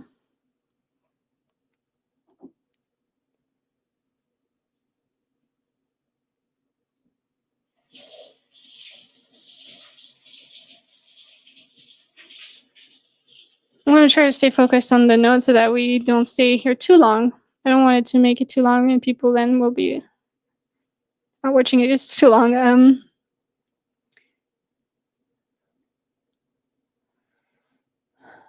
So the balance fallacy, the appeal to moderation. Oh my god, this one just haunted my teen years. I swear to God. The assumption is that the true or correct position must lie between two other positions at different ends of the spectrum. Example, vegetarians positioning themselves as in the middle between vegans and non-vegans, as if they are in a more objective position to moderate a debate between the two. That's so obnoxious. Yeah, no, well, no. They're non-vegans, actually. There are non-vegans. Vegetarians are non-vegans. So they're not in the middle at all. But yeah, they're positioning themselves like that.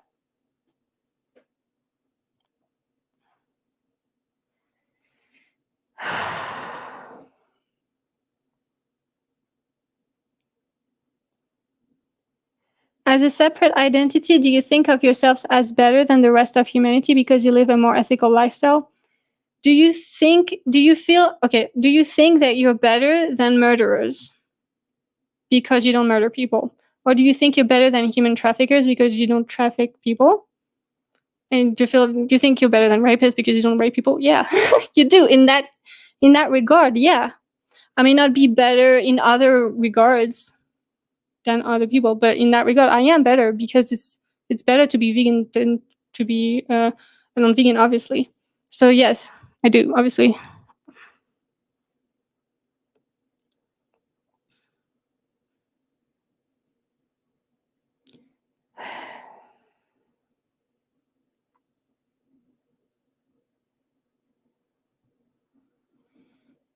So yeah, we have already touched on this, but the appeal to popularity, what is supported by most of society, is regarded as neutral and objective, status quo bias. I don't think we need to talk about that too much because it's very well known, I think.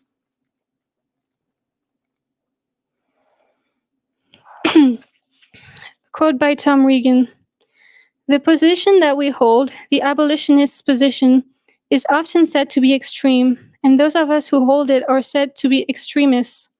The unspoken suggestions are that extreme positions cannot be right, and that extremists must be wrong. But I am an extremist when it comes to rape. I am against it all the time. I am an extremist when it comes to child abuse. I am against it all the time. I am an extremist when it comes to sexual discrimination, racial discrimination. I am against it all the time. I am an extremist when it comes to abuse of the elderly. I am against it all the time." End quote. Yeah. Literally, in France, that's a big deal, or at least in my family, damn, that was like all the time. You're an extremist. Like the tolerance thing, and that was big for me growing up. Damn. Okay. Oh, this one is interesting. Okay, the fallacy of the gray. I've already mentioned it a couple times. So, argument to moderation. It's also called argument to moderation, or argumentum ad temperentiam in Latin. It's also it's also known as a false compromise, argument for middle ground, fallacy of gray, middle ground, fallacy, or golden mean fallacy. Why do they have so many names? It's ridiculous. It's the fallacy that the truth is always in the middle of two opposites. Yeah. My voice is kind of going. I'm sorry about that.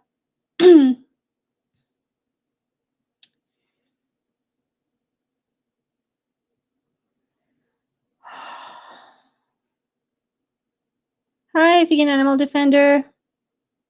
Hello, everybody who came in. Thanks for being here, guys. There's a discussion about eggs here. Anyways, I'm going to stay focused on the subject at hand. Yeah, veganism isn't a consumer activity only, it's every aspect of life. Pretty sure he mentioned that. I mean, that's what I think is from the book. Yeah, the left and the right use different arguments because they have different values. The left-leaning Malzoans, by the way, Malzoan, I'm going to write it in the chat. It's a very cool word. So it means like someone who supports animal exploitation, abuse, commodification, etc. So basically non-vegan, but not as a neutral position, meaning not being a vegan kind of thing, because that sounds neutral and it's not, right? So Malzahn is a better word, and hopefully we can popularize it a little bit more. It's a really cool word. I have actually a definition of it in the description of this video as well. Yeah, it's a great word. I love it as well. It's just the problem is that it's not popularized yet, so it's kind of awkward to use it when you have to define what it is and explain to people what it is. But I haven't done it in outreach yet. I'm not sure I would do it. I don't know. Maybe I should. Anyways, so yeah, I wrote down Malzone there. The left-leaning Malzones will, for example, often make veganism to be about everything except ending animal exploitation. Yeah, like you're basically being a colonist or something like that, you know, or like you're elitist, things like this.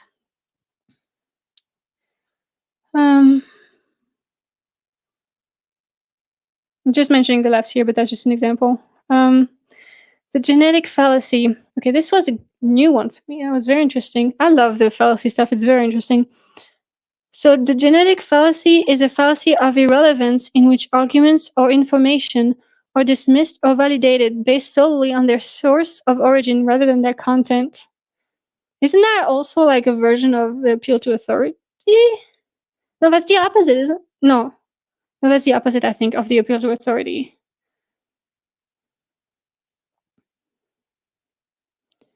You're trying to popularize it, a vegan animal defender. Good, me too. I'm trying. It's awkward, but I'm trying. The Galileo gambit, also called Galileo fallacy, the claim that because an idea is forbidden, persecuted, detested, or otherwise mocked, it must be true or should be given more credibility. Yeah, we can fall into that trap as vegans because obviously veganism is and vegans are hated and mocked. So we could fall into that trap, so let's be careful. But okay, that was interesting. It's a quote about sentience versus sapience.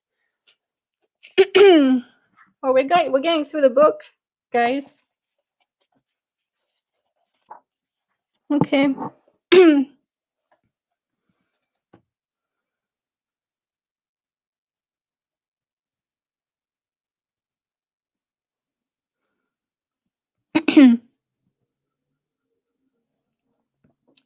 Okay, so sentience. Okay, sentience is the capacity to feel, perceive, or experience subjectively. Sentience is not to be confused with sapience. Sapience, literally meaning wisdom, as in Homo sapiens, lol, Latin for wise man, is used to denote a level of knowledge and usually self-awareness. Science fiction has contributed to the confusion on this issue by using sentience where sapience should be used, and vice versa. When talking of alien species, the writers will say that there are no sentient life forms on the planet, when in fact they are animal life forms that we would regard as sentient. So when people say animals are sentient, those confusing it with sapience think it is a mistake, as they think other animals don't qualify for sapience. Those that argue for sapience as the morally relevant criteria set the bar too high for moral consideration. In doing so, they eliminate concern for sentient beings that should qualify. End quote. Yeah, that's really good. That's a good point. It would be nice if I could remember that during outreach. Happens all the time.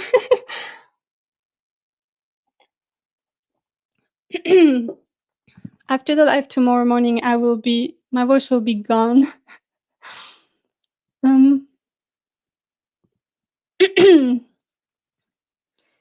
Yeah, Malzen is the opposite of vegan, basically a word to describe a non-vegan. Exactly. I agree, obviously.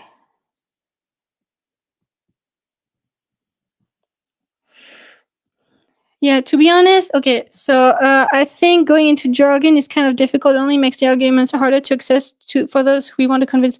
I agree, that's why I haven't been using it. But at least if we could popularize it through vegans, that could be good. I don't know. Maybe I agree in some way. I'm not sure. So, the sororities paradox. No, not sororities. Sororities, I think. Sorry. Sororities paradox. I think it kind of I think I either made the mistake on my computer. Yeah, my computer wants to fix that. Anyways, the sororities paradox. Sorites paradoxes are a class of paradoxical arguments, also known as little by little arguments. The name Sorites derives from the Greek word soros, meaning pile or heap. Sorites paradoxes are exemplified by the problem that a single grain of wheat does not compromise a heap, nor do two grains of wheat, 3 grains of wheat, etc. However, at some point, the collection of grains becomes large enough to be called a heap, but there is apparently no definite point where this occurs. Referring to non-vegans and sentients, like non-vegans will be like, you know, I don't know how that exactly. I know this refers to that, but I don't really know how to describe it. If you guys know exactly what that means when talking about, I feel like they're like,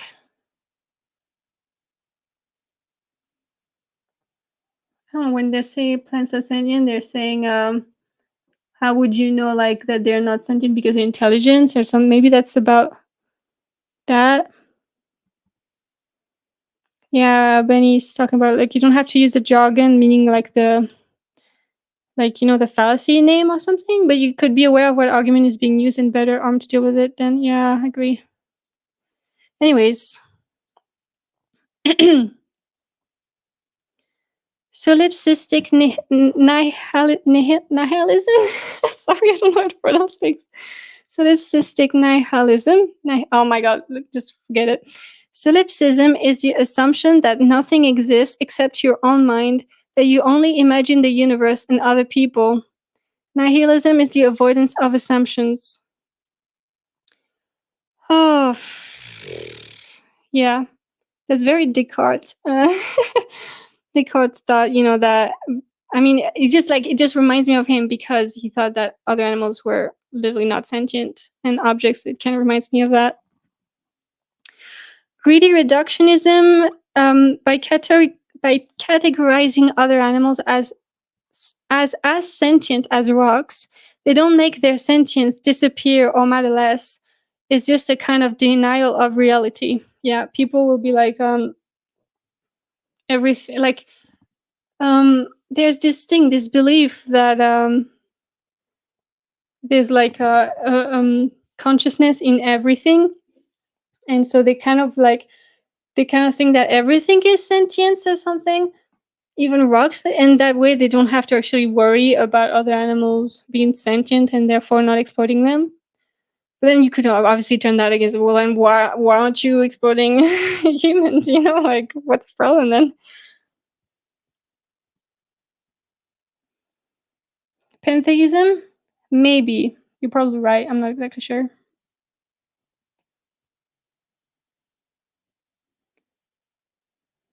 Yeah, using indigenous people as a justification not to go vegan when indigenous people are displaced from their Amazon land for cattle ranching / enslavement and have been killed and displaced in the US in the times of colonialism.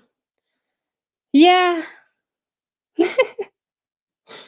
It's it just makes me so mad when they resort to this type of stuff, like, like, you have no idea what you're talking about. Anyways, it made me a little angry, but yeah, using people in third world countries as an excuse not to go vegan. But obviously this is what he's talking about in the book.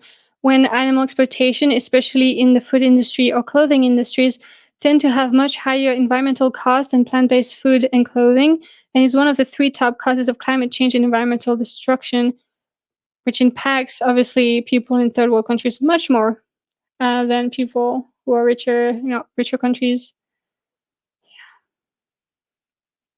Leaving other animals alone is a neutral position. When you think about it, being vegan, not in our world, but in the absolute, it's kind of like veganism is a neutral position, because you're kind of like, not maybe, I guess it's not neutral, but like if you're leaving someone alone, that's neutral, right? If you're actually enslaving them, that's not neutral, obviously. And then if you're campaigning for the end of the exploitation or the enslavement, whatever, that's not neutral either. Um, Not that neutral is good or anything, but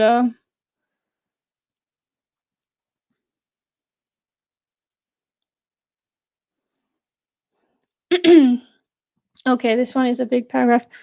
Um, Despite our best efforts, part of our taxes go to animal exploitation as subsidies. People use capitalism as an excuse not to be vegan because as long as most of the world is not vegan, we won't be able to never contribute to it in some way. Quote, the idea is meant to be that despite our best efforts, some things are unfortunately unavoidable at present until there is system change. The key part is, despite our best efforts, not we can't make any ethical choices, so we may as well support the very worst, even though they could be avoided. End quote. So basically, yeah, tell me you don't care about the victims without telling me you don't care about the victims.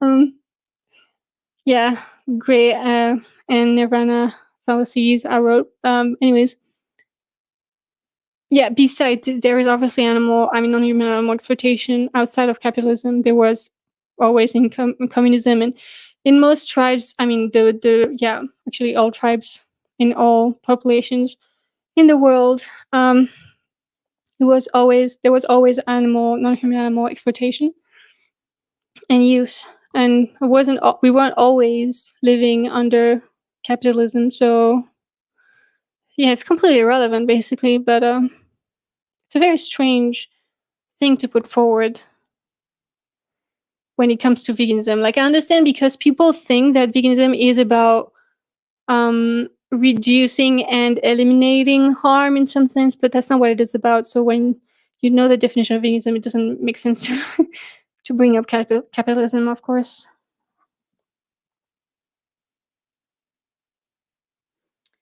Okay, so Benny says, yeah, panpsychism, it would be greedy reductionism because unless they install a hierarchy, destroying a rock is the same as killing a human. Then, yeah.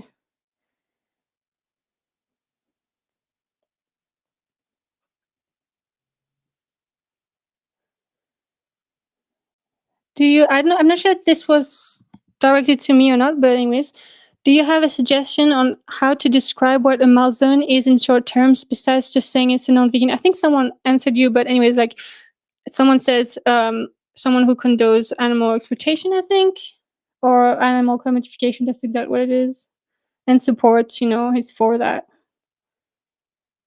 and animal use. Yes.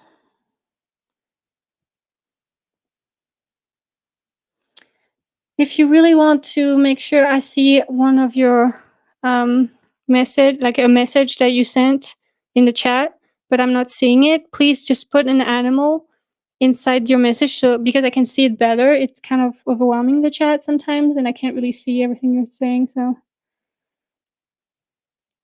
all right. Oh, I liked that. Okay, let me get the quote from that.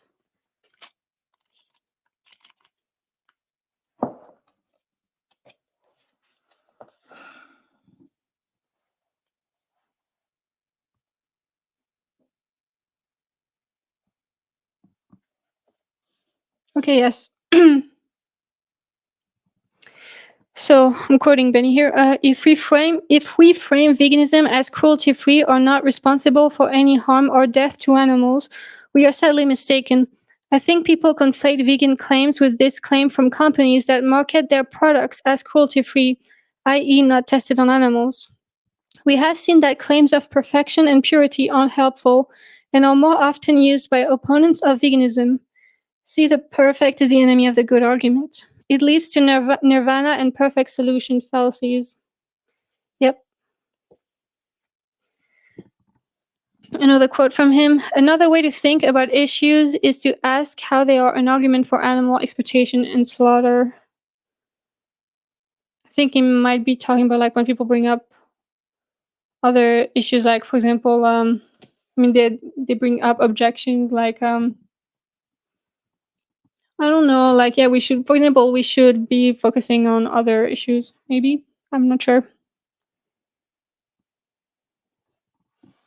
Ooh, the Stephen Davis proposal.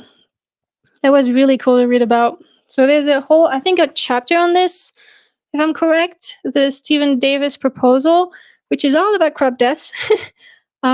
This guy who was trying to figure out if vegans kill more, I mean, people on a fully plant-based diet kill more animals accidentally than non-vegans total kind of thing. I think not total. He was just only focusing on, or was he?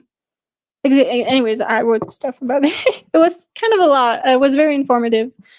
I really recommend reading about the Stephen Davis proposal because a lot of non-vegans, even if they might not even know it, like they're actually talking about this indirectly because the crop death thing kind of comes from this, and it's been debunked. So the claim he was making. Anyways, the Stephen Davis proposal, yeah, basically like he's trying to. I have to make sure I'm saying it correctly though. Trying to find. It was a lot.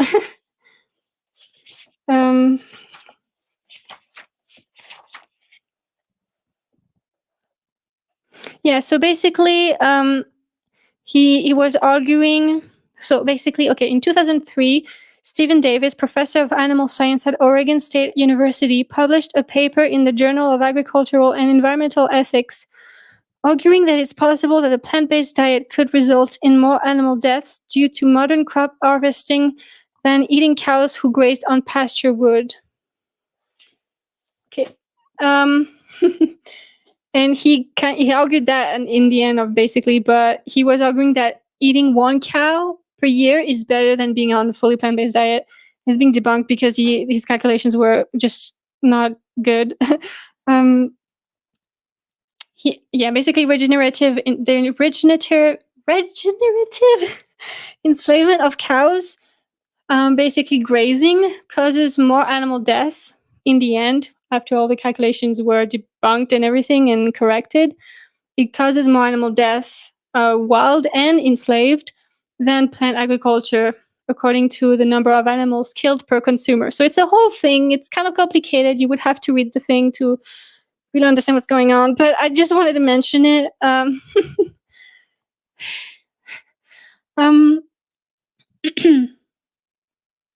think that's probably one of the chapters that would be very helpful for vegans because I think a lot of vegans don't necessarily know about this Stephen Davis proposal. I don't think it's necessary, of course, to know about it to know how to answer the crop death argument, but still it's helpful. Yeah, and he says in the book, Benny, animal ag obviously includes vast amounts of plant agriculture. So any criticism of plant agriculture is is actually an argument for a fully plant-based diet because animal ag contains a lot of plant agriculture. So if you want to support less of the problematic aspects of plant agriculture, then go for a fully plant-based diet because you will actually be responsible for less plant agriculture. Like, it's not very well put, but you know what I mean, I think.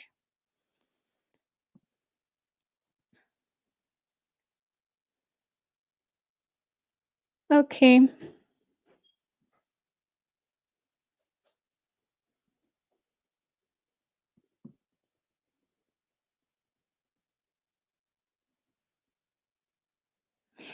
Okay, so basically just describing a non-vegan in short terms, then I guess, yeah, it's the same thing really. But it's more intentional. It's like kind of removing that neutral aspect of it, which is not there actually. It's just a misconception or like an illusion. I don't know. It's not correct. It's not a neutral position.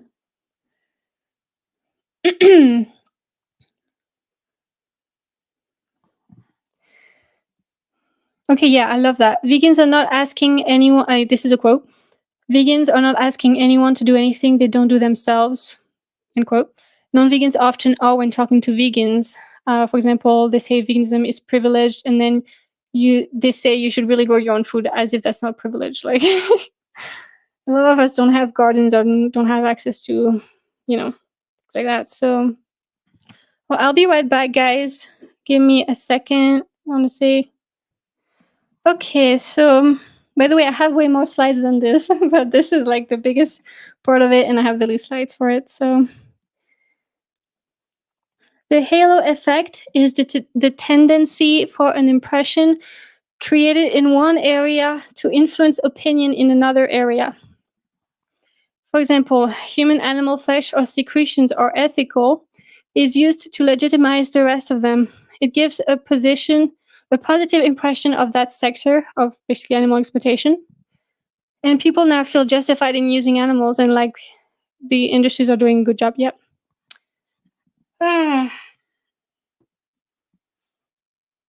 Sorry, when I'm nervous, I'm out of breath. So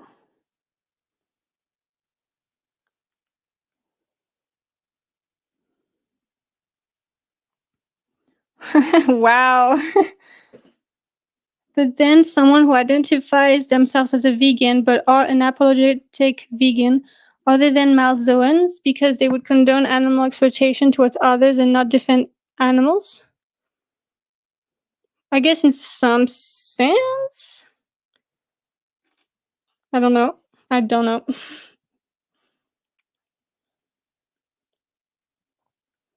I mean, yeah, like the point is that we have to do both. We have to be vegan, and we can and we should improve, like I mean, reduce the amount of crop deaths, obviously, and even the pesticide stuff, like obviously. But it's just the point is that it's two different things as well. Like it's very important to distinguish veganism from reducing suffering and death, you know, and accidents as well.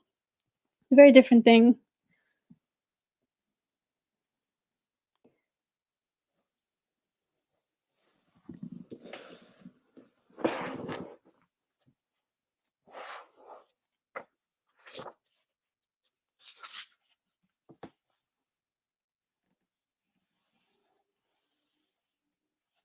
So, a quote again from Benny. Not every statement needs to be argued against.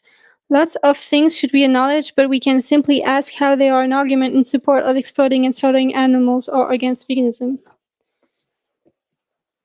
The arguments for a case for veganism have to be as objective and universal as possible.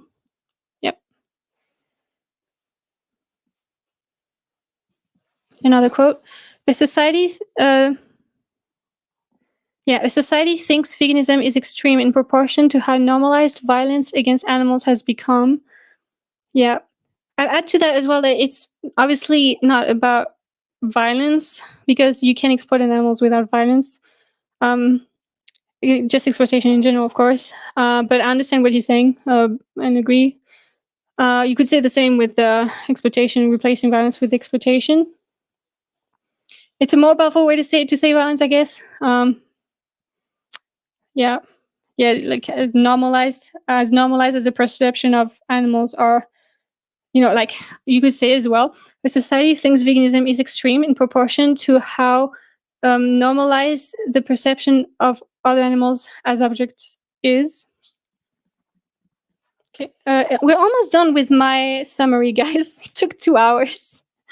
But then I'll go into my quick commentary, and then you will be able to jump in the live or even in the chat, wherever you want, and let me know what you think about the book and even the summary. Okay, so there's a quote. 208.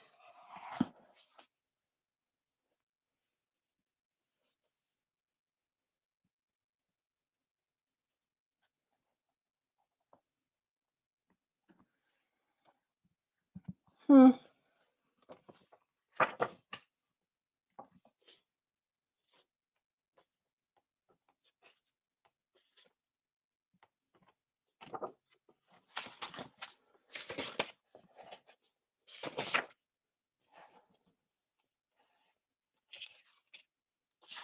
God damn it! I have to find this quote. Let me find this quote real quick.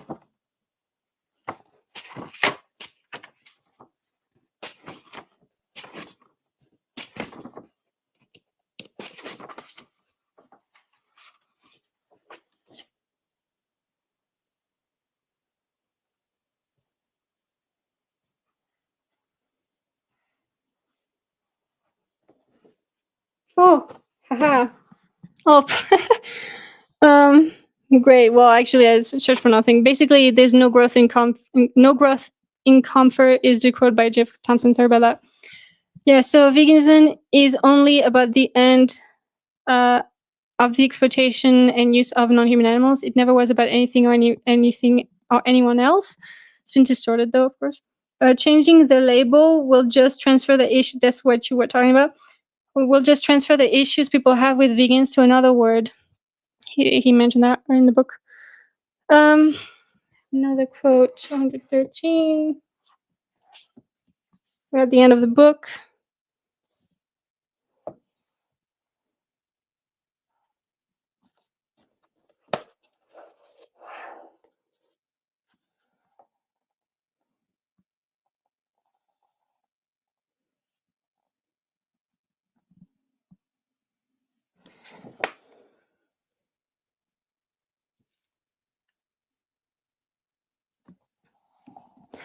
So, quoting Benny, apologist vegans often end up using the same arguments as anti vegans and seem to think any vegan advocacy is forcing ideas and that everyone is on a journey and it is all a matter of personal choice. Yep.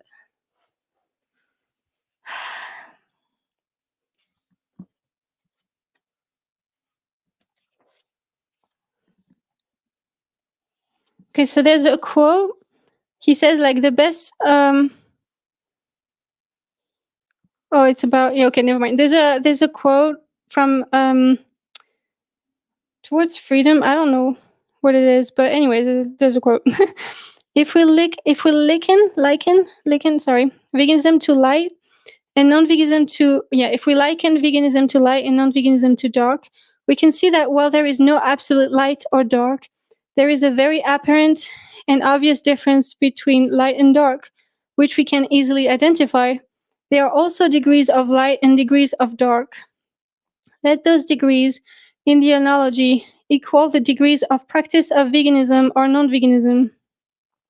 Then we see the uselessness in saying that because absolute light does not exist, noonday light is no different or brighter than daylight. Yeah, and then right after that, so end quote, there's no ethical consumption under capitalism actually just means there is no absolute ethical consumption under capitalism. Yep. It's about the fallacy of the greatest thing, by the way. So yeah, basically lots of the arguments we run into are fallacies, mostly because they are irrelevant. That's what he says in the book. This that was interesting. The 7 stages of grief play a role in the arguments we encounter as vegans, as there is an incredible level of grief that one goes through when confronting the horrors of animal exploitation. And it shows in the arguments we encounter in outreach: shock and denial, pain and guilt, anger and bargaining, sadness and despair, reconstruction, and I think I'm not exactly sure what he said after reconstruction and working through things, and acceptance and hope. I might actually have not counted right, or 1, 2, 3, 4, 5, 6. Yeah, I might have forgotten one, but anyways.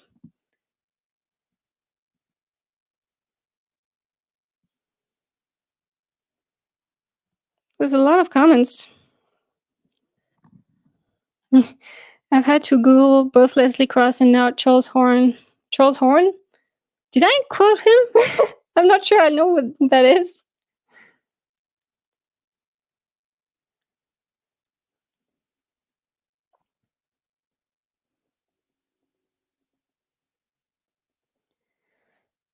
So Benny says, yeah, I think I could update some of the language from suffering / violence, etc. to exploitation.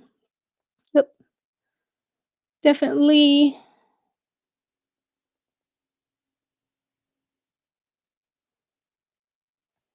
Okay. Almost done with that. Oh yeah. Okay. So the last thing I want to read from the book is a poem. The final poem. It's a beautiful poem. I have it on my fridge. Anyways, so this poem is very powerful because yeah.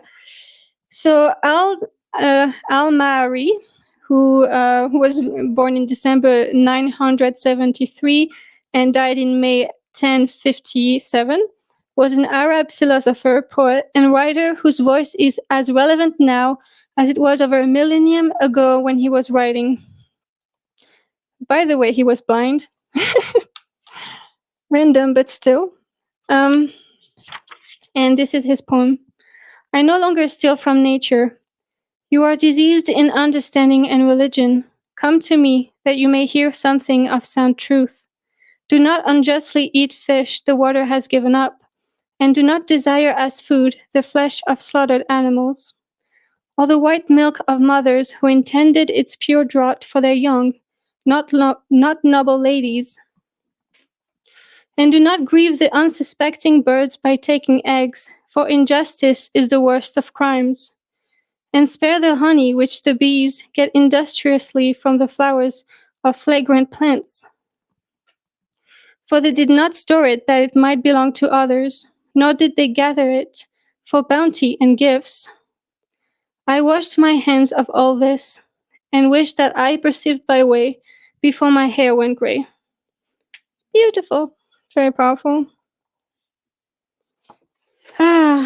Began before his time. The millennia before the word was actually a thing. Really epic. Anyways. So I'm going to get into my commentary on the book. So Benny, let me know what you think about it, and you guys as well. So again, if you have something directed at me, let me know with an animal in the chat in your message so that I don't miss it. I forgot I have a slide for this. I came prepared, guys. No, actually that's mine, so it's not yet. Never mind. So my commentary. So I like that in the book, Benny uses the word use to use animals, etc. Because it refers directly to the definition, and it's just a very good word to use for animal exploitation, etc. I don't like the fact that he used the word meat eater, because like it only refers to the diet, so it kind of conveys the idea that veganism is a diet thing or only a diet. And also, even if it was only a diet, like there's so much more in the diet that is like problematic, and not only flesh. And of course, I would say flesh, even if you only meant that, but that's like a vegetarian thing, right? I think in the book, he focuses on diet almost exclusively, forgetting about the other forms of exploitation a lot, probably because animal agriculture is the biggest way humans exploit animals, which is understandable because it's true. But I think it's still a big issue because we need to I think it's just more effective and more powerful to just say animal use and exploitation, period. That way it encompasses everything. And it just goes down to the root of things, even if you're not eating. Their secretions or their flesh, you can still use them, kind of thing. You know what I mean? He does state several times that veganism isn't a diet and defines veganism according to the original definition, even if he mentions the modern vegan society one as a definition to go by in the beginning, which I think, correct me if I'm wrong, which is quite different from the original one, meaning like, maybe, I'm going to read it real fast.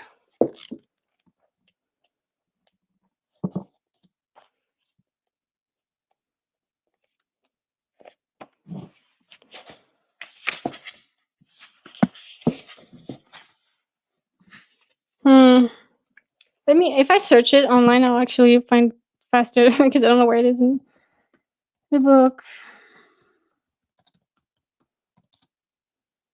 I just want to read the Vegan Society's current vegan definition. So according to them, veganism is a philosophy and way of living which seeks to exclude, as far as is possible and practicable, all forms of exploitation of and cruelty to animals for food, clothing, or any other purpose, and by extension promotes the development and use of animal-free alternatives for the benefit of animals, humans, and the environment. In dietary terms, it denotes the practice of dispensing with all products derived wholly or partly from animals. So there are many things I don't agree with. I'm not going to go into everything because there's like a lot right now and we already far into the life. But I will actually definitely be focusing literally on the definition. I literally just finished my outline like yesterday for um, this podcast about Leslie Cross, etc., and the original definition versus this one. So you will hear about that soon, anyways. But so there's this one, and then there's the one from like Donald Watson and Leslie Cross and other people who are also contributed to that definition. It's literally like the gist is like the sense against animal use and exploitation by humans. It's not by word, but it's literally what like, it is. I paraphrased it. Let me check the chat. Hi, Louis.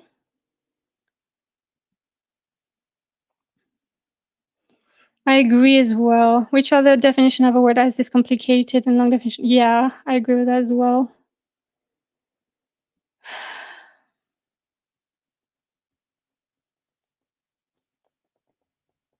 Hey, everybody who came here after I said hi.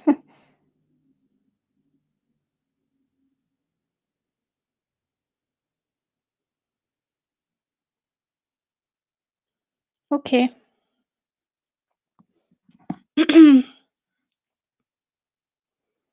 He talks about how talking about use and exploitation avoids us having to create hierarchies of animal cruelty and instead we can just reject all animal use, and that is awesome. I love it. I think sometimes in the book he says vegan when he should have used plant-based when referring to people who are plant-based for environmental and health reasons, because they might exploit other animals in other ways, that have nothing to do with that. We don't know. But if they're not vegan, meaning they don't oppose animal exploitation, they're not vegan. You know what I mean? And so basically, it was super rich in information. I learned a lot of things. And I love at the end he says that it's not a diet. It's not about environmentalism. It's not environmentalism or anything like that.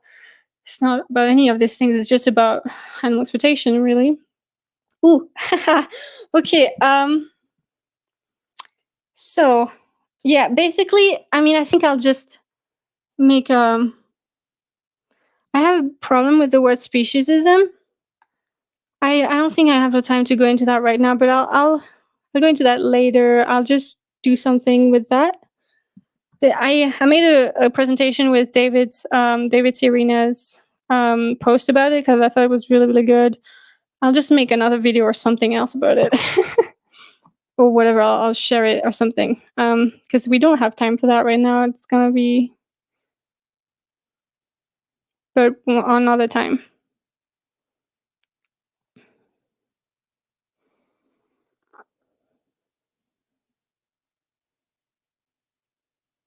Oh, I actually wrote down a bunch of stuff about the vegan society definition. I forgot.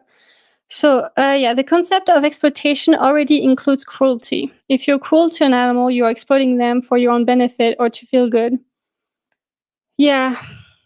When he talks about systemic change versus disempowered communities, it doesn't make it okay for them to exploit animals, and it's definitely not only a systemic issue. I don't remember what I'm referring to right now, but I don't know what I'm referring to. But anyways, that's what I wrote.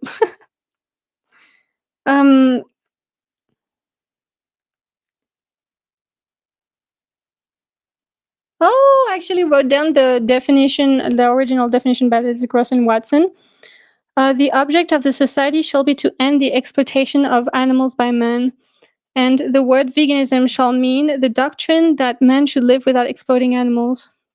The society pledges itself, in pursuance of its object, to seek to end the use of animals by man for food, commodities, work, hunting, vivisection, and all other uses involving exploitation of animal life by man.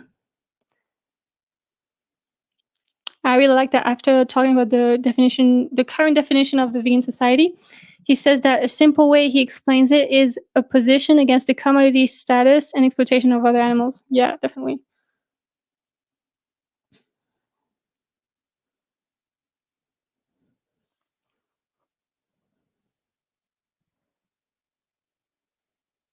Yeah, I was a bit confused because even when saying that, I was confused because at some point I felt like we got lost in the book in utilitarianism when addressing non-vegans, saying that vegans should like calorie restrict and living in the woods, and was kind of talking about like the nirvana fallacy when really like it's not necessarily about the nirvana fallacy when veganism is not about reducing suffering or even death, you know?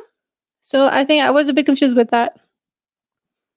And like because he says in the book that it's not about utilitarian calculations. He says that several times, but then sometimes we can get lost in them.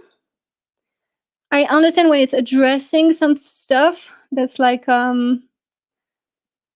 debunking the fact that it's not bad for the environment or you can be healthy, etc. But it was like in moments that didn't really make sense to me.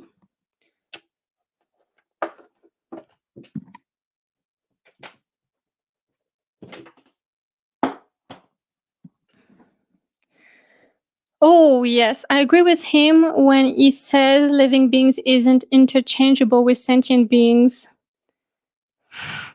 Okay, this reminds me. Okay, so I actually started organizing with NARD, a National Animal Rights Day. I was very excited about it, but then I read their Declaration of Animal Rights, and I had so many issues with it. So many, and that was one of the issues I had. Look, I thought the wording of it was very bad and harmful and made the vegan stance and the event actually weaker. So I actually dropped out of dropped out. I quit organizing for them.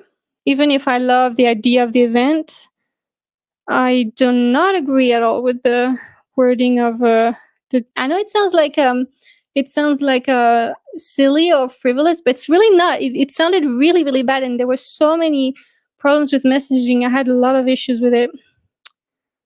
But I appreciate that when I sent an email basically saying like explaining my problems with it because I wanted to have kind of I wanted to let them know. Because I really believe that if they changed that, it would be better. It would be more successful, to be honest. Just in terms of messaging of the, I thought it was really bad, and I really appreciate that they were open, and they said, "Yeah, thank you for your feedback." Basically, um, what do you mean in the Nord? Because it would be too long. I might actually talk about it later, but like not right now. But I'm not exactly sure what you're referring to.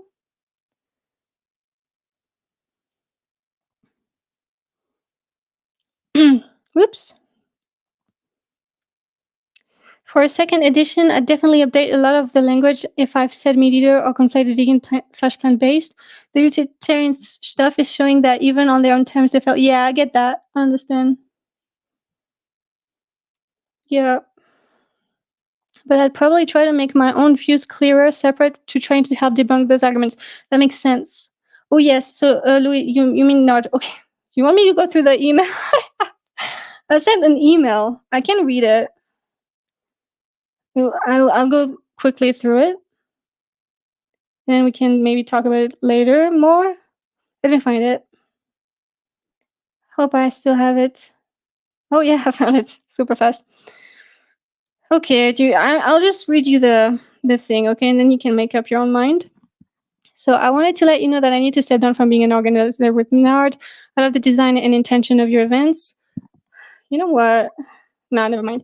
But the thing is that when I read the declaration, there were a lot of things I didn't agree with, things that I don't think I can feel okay with standing behind in terms of messaging, even if the intention is on point.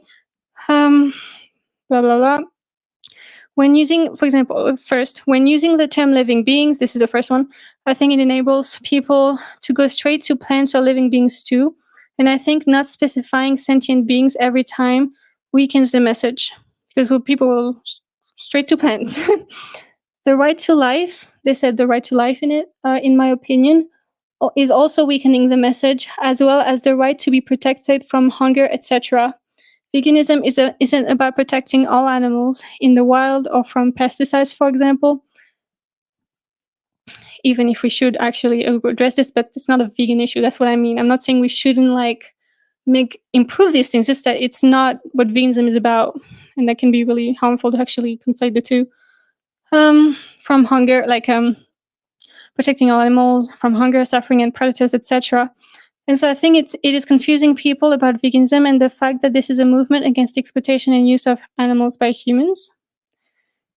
Another one, the focus on suffering is understandable, but I think it confuses people who go straight to human exploitation and, of course, don't see the problem with exploiting animals in a nice way, such without suffering, which is not vegan. Saying that all living beings are sentient beings, said that all these things are from the Declaration, I think is a big problem, as we're saying then that plants too are sentient, which they aren't, and opening the door very wide for plants have feelings though. The right to exist is also a problem, as it is ambiguous. We don't want to give people ammunition when they say, we give them life, so it's okay to enslave them. And I think this does that. Animals should not be exterminated for human need. I understand what is meant, but we're forgetting self-defense scenarios as well as pesticides. Veganism isn't about the number of deaths or suffering, but about not exploiting and using animals, even if we should figure out a way to not use pesticides someday, etc. Thank you for all you do for the animals and giving me a shot. And I'm again sorry that I didn't discover this issue earlier. There you go, Louis. Oh.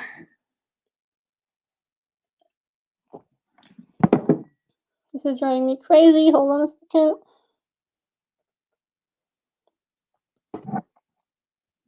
Oops.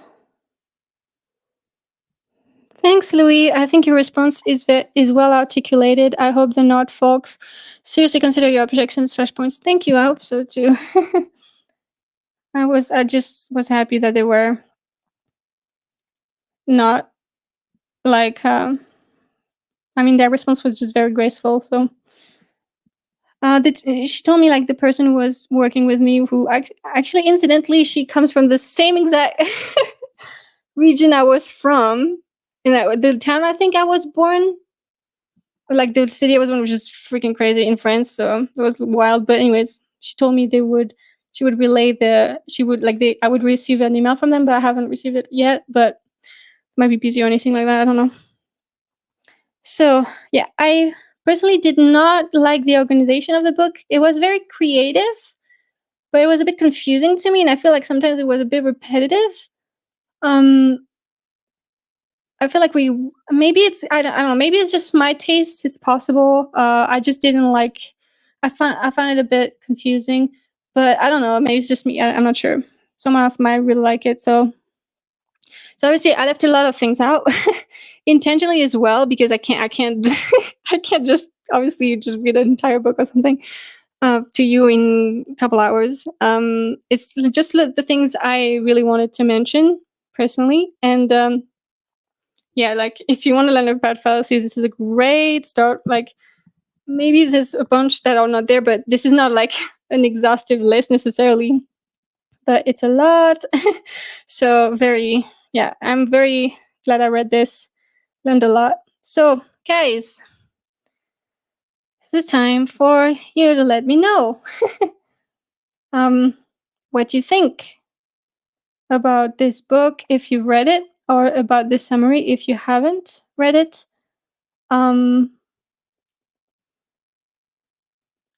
It's your time to shine. To shine. I didn't see that. Being that you're French, you know that Louis is said Louis as opposed to Louis. Though I'm not bothered either way. Are you French? Which way do you prefer it pronounced? Because I don't know. Sometimes I say Louis when I'm referring to you, and sometimes Louis. I don't know. Because it's not necessarily only used in France. So guys, if Benny or anyone else wants to hop in, and I will send them an invite. I never did that before, but I will try. Or you can let me know in the chat what you think. It's on your read list. That's great. Benny Malone is pretty based. Yep. So, what do you guys think? Would anyone like to hop in the chat or video? Let me know your thoughts, or your thoughts about what I said either.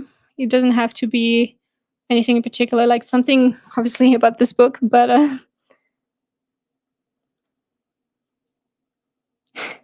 you gotta get this book back from your ex so you can read it properly. Oh, okay. So either it works for you. Good. Yeah, it's originally. Yeah, there's a lot of Louis people in France. All right. So let me know, guys. I'm giving you a couple of minutes, and if no one wants to hop in the video or in the chat, letting me know what they think, then we'll go to the next part, which is the end, voting and everything. But is the book a just joined? Is the book a response to ads?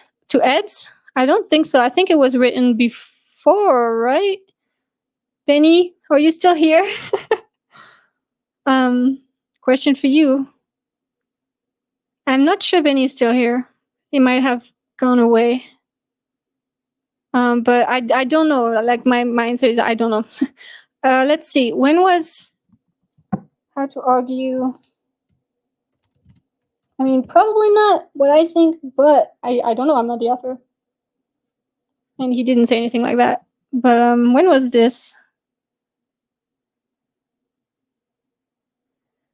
Oh, yeah, no. Ed's book, How to Argue with a Meat Eater and Win Every Time, is from 2023. The book we're reviewing right now is from 2021. So yeah, it's similar, but if anything, yeah, it came out, like Benny said, it came out a few years before Ed. So if anything, Ed responded to you. If it did, probably not, because I think it's quite different, but I don't know. But anyways, yeah.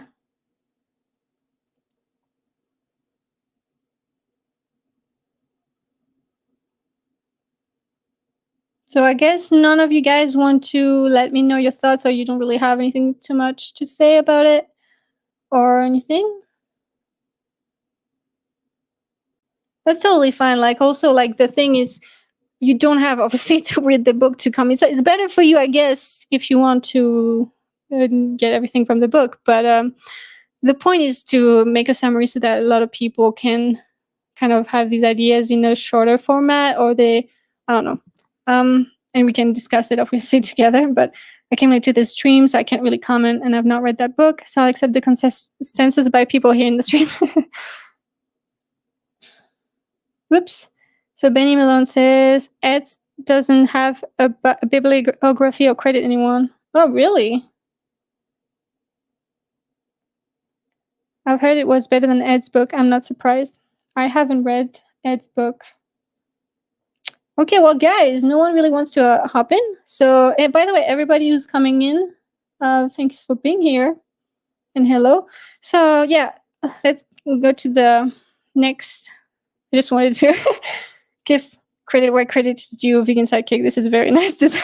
So, I made a slide specially just for the cover. Anyhow, so we're moving to the next part, like the final part of the live, which is suggestions for next month. So we have two sections. We have the section for a book, and we have a section for the rest, which can be a song, a movie, an article, like anything really that you'd like for us to review or to discuss, whatever it is. So, all right, I'm gonna put this up there. So this is last month's suggestions. We don't have to even I mean, we can make our own list if we want to, or we can just add things to it, whatever you guys want. This is just last month. So we have advocate for animals, and obviously I removed your book, Benny. So the second is free the animals, eternal Treblinka, or treatment of animals and the Holocaust, Animal Farm, the extended circle, an anthology of human thought, the heretic's feast, a history of vegetarianism, how to argue with a meat eater and win every time, this is vegan propaganda and other lies the meat industry tells you, and defending animal rights. So this is the book section. So I gotta figure out now how to make a YouTube poll, live poll. I've never done this before, but I figured it out today. So let's see. Oh, shush. It's not how. Maybe I can actually. So yeah, okay. So guys, now you can please write down your suggestions. Yeah, I know this is not vegan.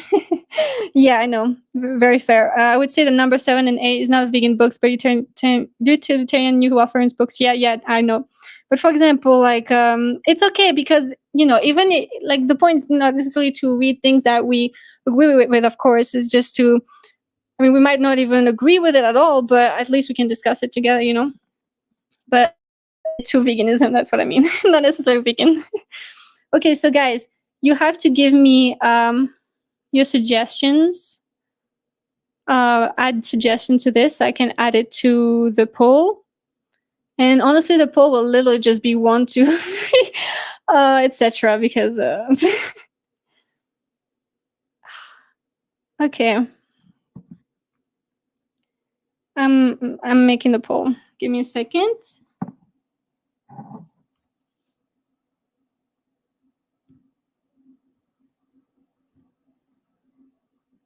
Oh no. Guys, I don't think we can do the poll because there's only 4 options, so this sucks. But anyways, whatever. We can just do it in the comments. Doesn't matter. So, anyone else has a book suggestion to add to this list? All right. So, drive your plow over the bones of the dead. Is that a book suggestion? I think so, right? Okay.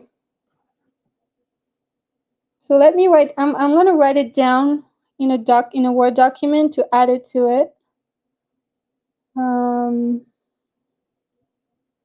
I hope I get a better system in the future because this is a little weird, but no.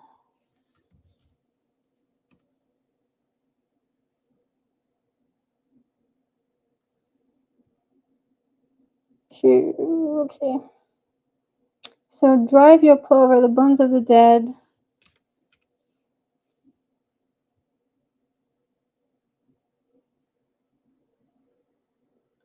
It's 9, okay.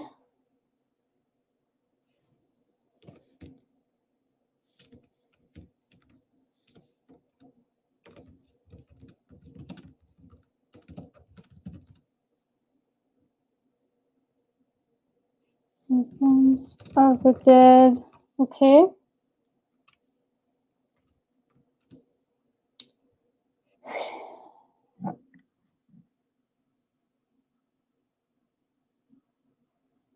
Yeah, Tom Regan seems pretty cool. I mean, I've started actually reading him. I like book. Okay, why veganism matters, the moral value of animals.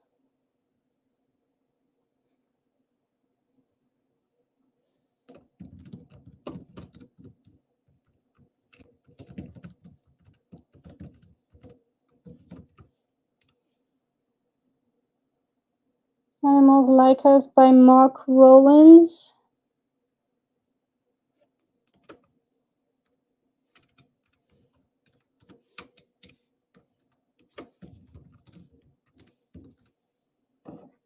I'm just writing the title because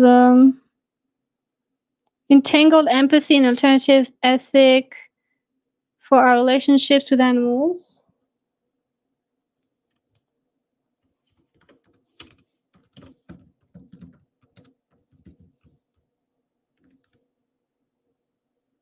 An alternative.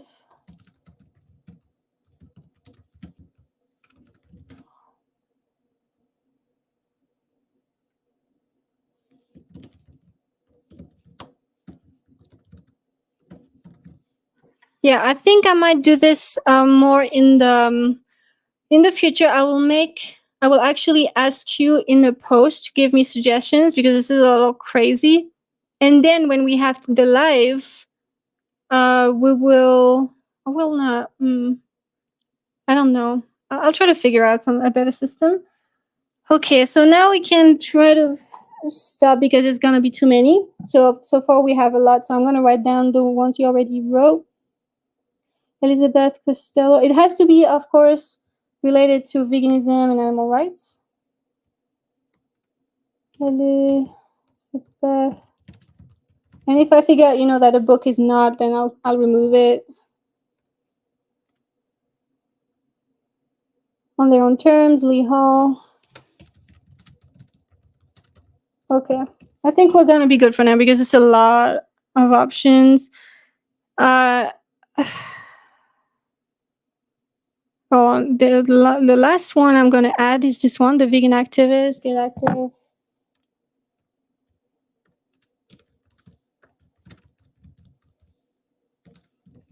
Get active.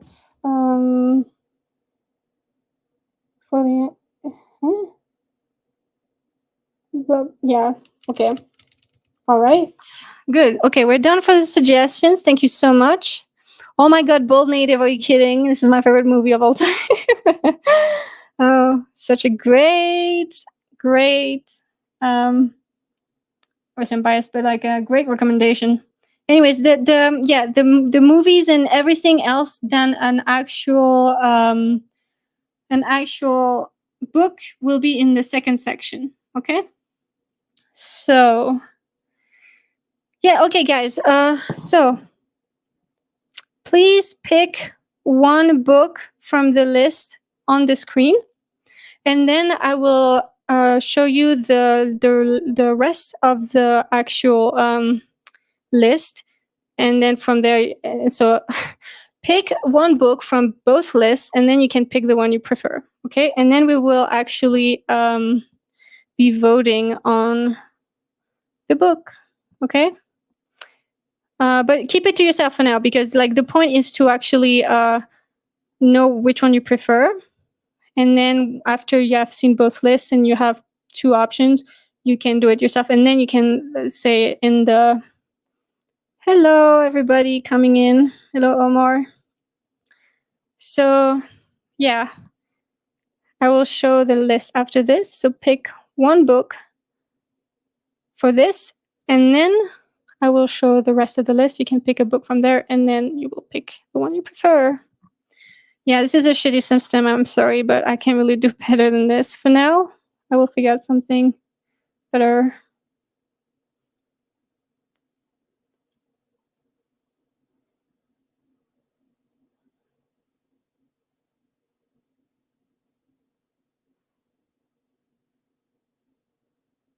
Dang, a lot of people want to read the last one.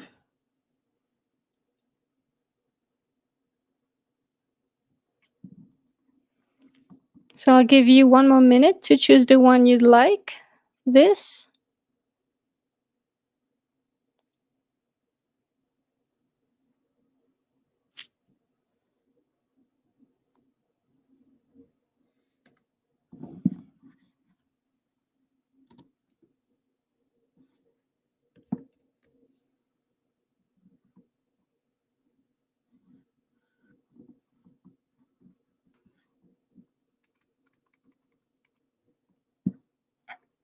Okay, so guys. Okay, so you chose for yourself one in here, and now I'm going to share my screen for the rest of the list. Can I not? Entire screen. Cool. So this is okay. I'm sorry. This is terrible writing and everything, but I did it like right now. So okay. So this is the rest of the list. Please select one from this list.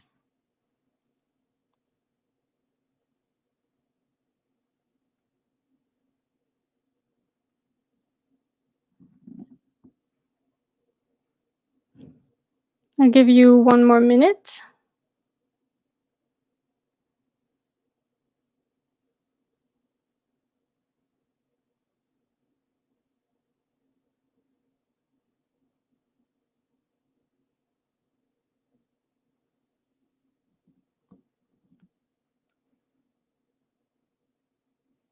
All right, guys. Stop sharing. Cool. Okay. The stage. Okay, so. Okay. I hope you had one. Okay, so now you have to choose between the book you selected from this thing and the book you selected from the thing I just showed you. So that you have a winner for yourself. I'm not counting what you're putting in right now. No, there's no poll more. I'm sorry. Like, it doesn't work because there's only 4 options. So it doesn't work at all. I'll try to figure out a better system for the future. But so yeah, so this is for you. I'm not counting right now what you're writing because this is only like, I'm still waiting for people to. And of course, it's going to be 1 vote per person, of course. So you guys have chosen one between. This is not yet. Not this, not this. Okay, so voting time for the book section. Now, please. Okay, I'm okay. This is the comment I'm going to start from. So this, I'm counting this, starting from this, okay?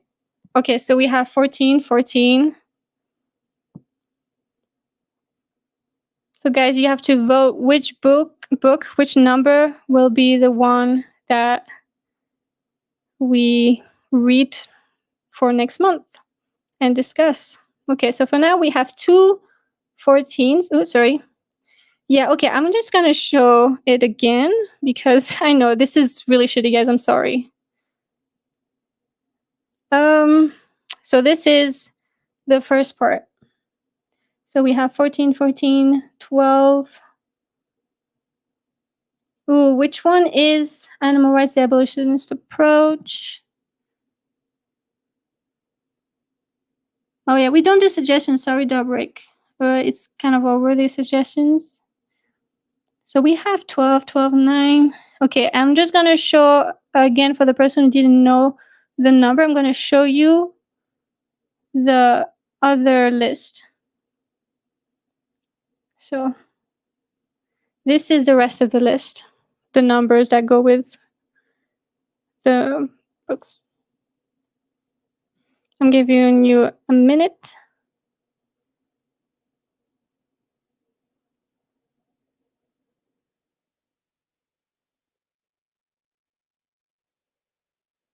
All right. Cool. Okay, so guys, 14, 12. A lot of 9. That's okay, Dobrik. I'm sorry, I can't put it in. Wow, 9. A lot of 9. For now, 9 is winning. By the way, sometimes I might vote, sometimes I might not. I don't really know which one I want, so I'm curious. Which one is the 9 again? Defending animal rights. Oh, this one's so good, and also I already have it, so. Oh, 4 is coming in. Okay. Did everybody vote? Make sure you only vote once, please. I mean, I'm trying to make sure, but.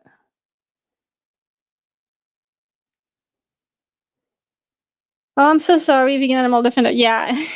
Oh, 4 is coming in strong right now. So 4. Okay, I think we have a tie between 9 and 4. So maybe I should vote. Okay. What is 4? Animal farm and defending animal rights. Well, I'm voting 9, guys. I'm voting defending animal rights. All right. I think we have a winner. It's Defending Animal Rights by Tom Regan. So, yeah, awesome. All right. So, next category, we're almost done. So, this is articles, songs, art, movies, etc. So there's this article by Paxfona, Welfarism as Abolitionism is Obsolete. And of course, Leslie Cross's writings that I already mentioned. I'm going to make a podcast on it, but I think it would be really fun to read it together as well because it's so good. Can't talk too much about this website. I can't Hominid. This is where the writings are from. So this is last month's suggestions. So we had a bold native suggestion in the chat. I remember that. I will write it down.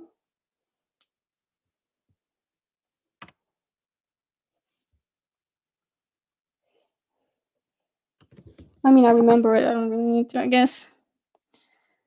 So, if you have any suggestions for something like this, for like anything other than a book, this is the time to give your suggestion.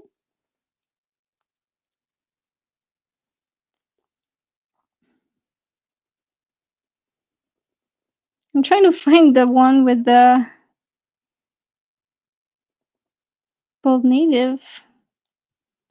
Why two polls? Because I really want to make sure we are.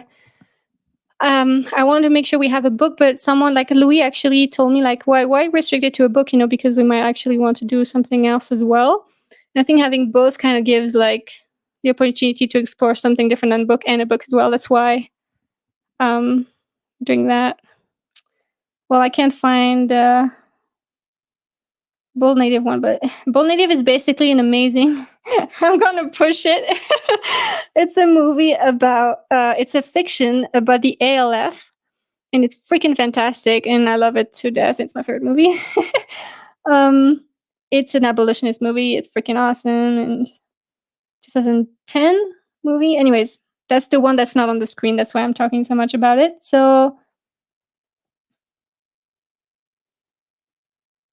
Lower Order by Propagandi. Is that a book or is that or is this an actual I think that's not a book.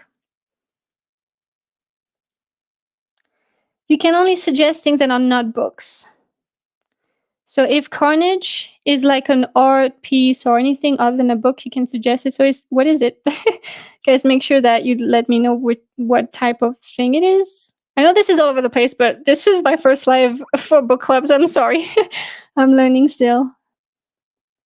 It will get better, I promise. The movie it's Bold Native. Let me write it down because I can't find the comment, unfortunately.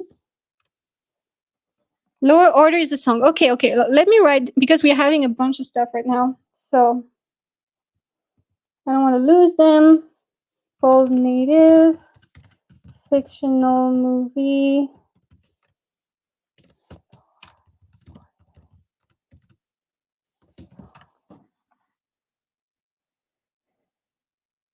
Oh, Bold Native is for free online. You can just type it, and they have their own website, and since like they're vegan activists, basically it's free, and it's great. And it's also on YouTube, so it's free, completely free. So yes, it has to be like something accessible that's free, guys. Carnage is a movie, but it's here to 10, isn't it? Well, we'll see. We can criticize that. That's okay. We can discuss that. Carnage movie. I forgot to put.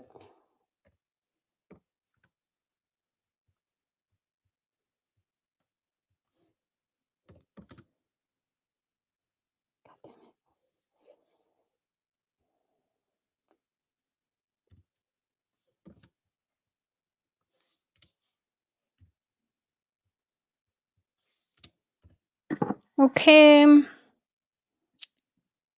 Cool. Awesome. It's free. Carnage. All right. So yeah, Bold is sick. I've watched this so many times. All right. I think I got everything. Okay, great. So we're closing it for this one. Yeah, but is Christspiracy is it for free to watch? Ooh, Peaceable Kingdom. Yeah. So I'm closing it after that, but let me know if Christspiracy, because I'm gonna put it in since you put it in.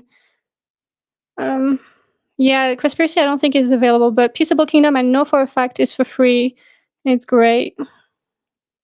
I mean, I remember it to be great. I might have different views on it now.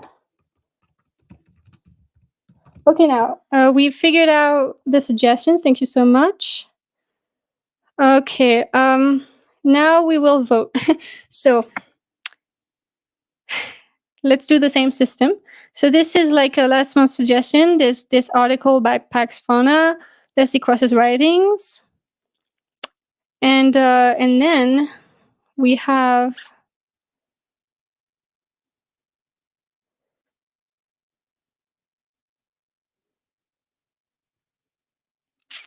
I watched Conspiracy, by the way. Have you guys watched it?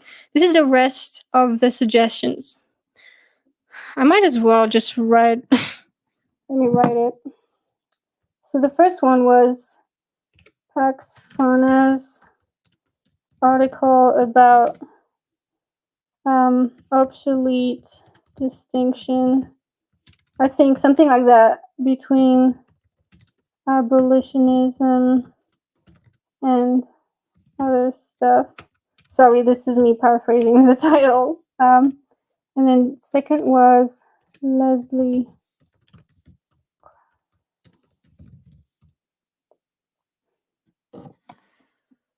Cool. So this is what we have. I'm sorry. I know that you guys couldn't see it, I think, right? Is this the one? So it's probably better like this. So choose one.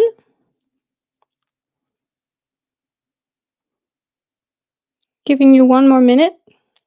I feel like a teacher.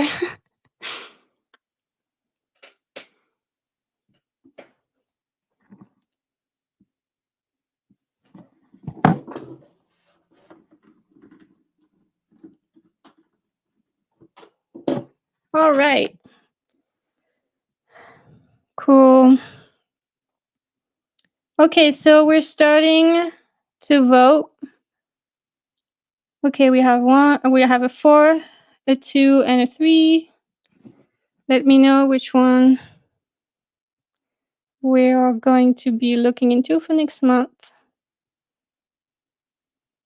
6. Okay, if you want to know what 6 was, by the way, it was Peaceable Kingdom, which is a documentary.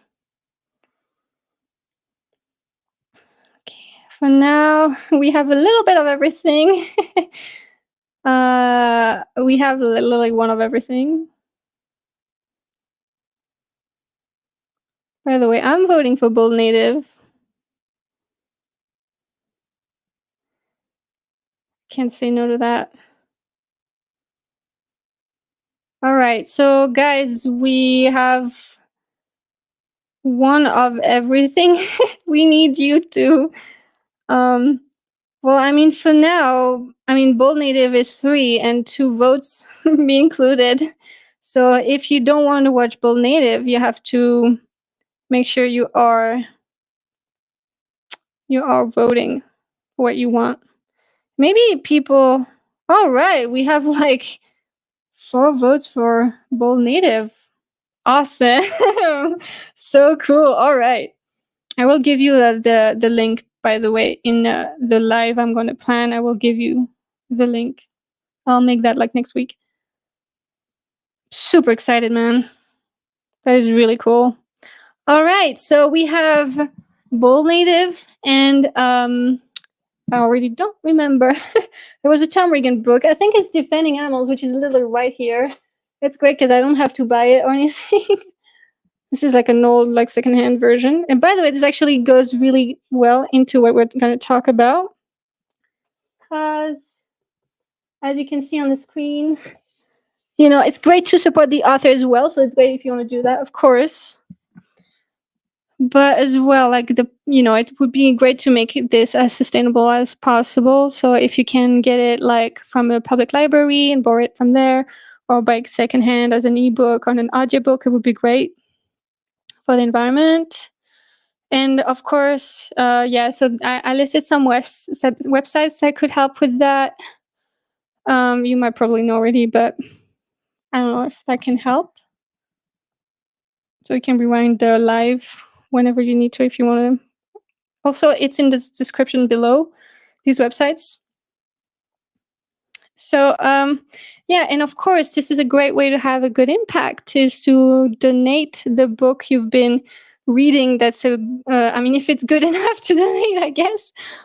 Because if it's like a really bad messaging, like really bad book, like maybe it's not great. But like I want to definitely donate this book to the public library, because obviously if someone can get it and read it, it would be awesome. So, consider doing that. That would be, I think, a great impact to have. I mean, of course, you have to have a physical book for that, but yeah. So, wow, it's been 3 hours. I think it's pretty much what I wanted to aim for. So, anyways, I think we're done, guys. I feel very. Song should be a separate category. We already have two. uh, Maybe you're right. I mean, it's very short. Maybe we can do that. Um, I mean, I'll listen to the song. Or what, a lower order. I'll listen to that, and I'll let you know what I think. I mean, it takes no time. It's a song, right? So yeah, so thank you so much for being here, guys. I hope you learned. I mean, I'm pretty sure you learned some stuff from the book. I mean, I sure did. Thank you so much, Benny, for writing this book, and for coming and sharing your insights and your like your thoughts on what I said, and also the things you would would do differently in another edition. That's very interesting to hear from the author. Yeah, Tribe of Heart films are online for free, and Peaceable Kingdom is part of that. They are great movies. I mean, I only watched that one, to be fair. Yeah. Oh my god, I'm so excited for you guys to watch Bold Native. Seriously, you will cry. You will cry. Yeah. So great work, Benny. Thank you for all the activism you continue to do, and great work. And I'm glad I discovered your work, and actually discovered your social media through the book being recommended. So that's always great. Ooh, Aksha. Oh, Aksha is rough. No, I mean, the suggestions are over, but definitely next time keep that in mind, because that's a great suggestion. Yeah, so thank you so much. I will create a live next week or something, and I will send send a link to the movie, the free movie, and I will gladly rewatch it myself. Apart from that, yeah, tomorrow morning, pretty early in the morning. I hope it's not gonna be too early for you. It should be, depends where you are, basically, but for me, it will be 8 a.m. I will literally go to sleep and then wake up and do another live with Entice. It's gonna be very fun. Conversation about the vegan movement and activism and messaging, and that's really going to be fun. And then what else I have to say? Next week will be outreach video, and yeah, I think that's all I have to say. Oh, hi, David, Sirinas. Oops. Thanks, Benny, for the everything. Yeah, so I'm gonna go, guys. Thank you for being here. Please like the video, comment below. That would really help me in the algorithm for more people to watch it.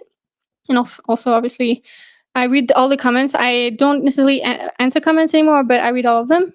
And I really appreciate the feedback as well on my outreach or anything, really. And I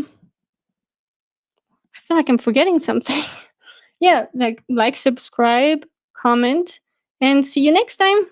Have a good night or good day or whatever it is. See you guys. Bye.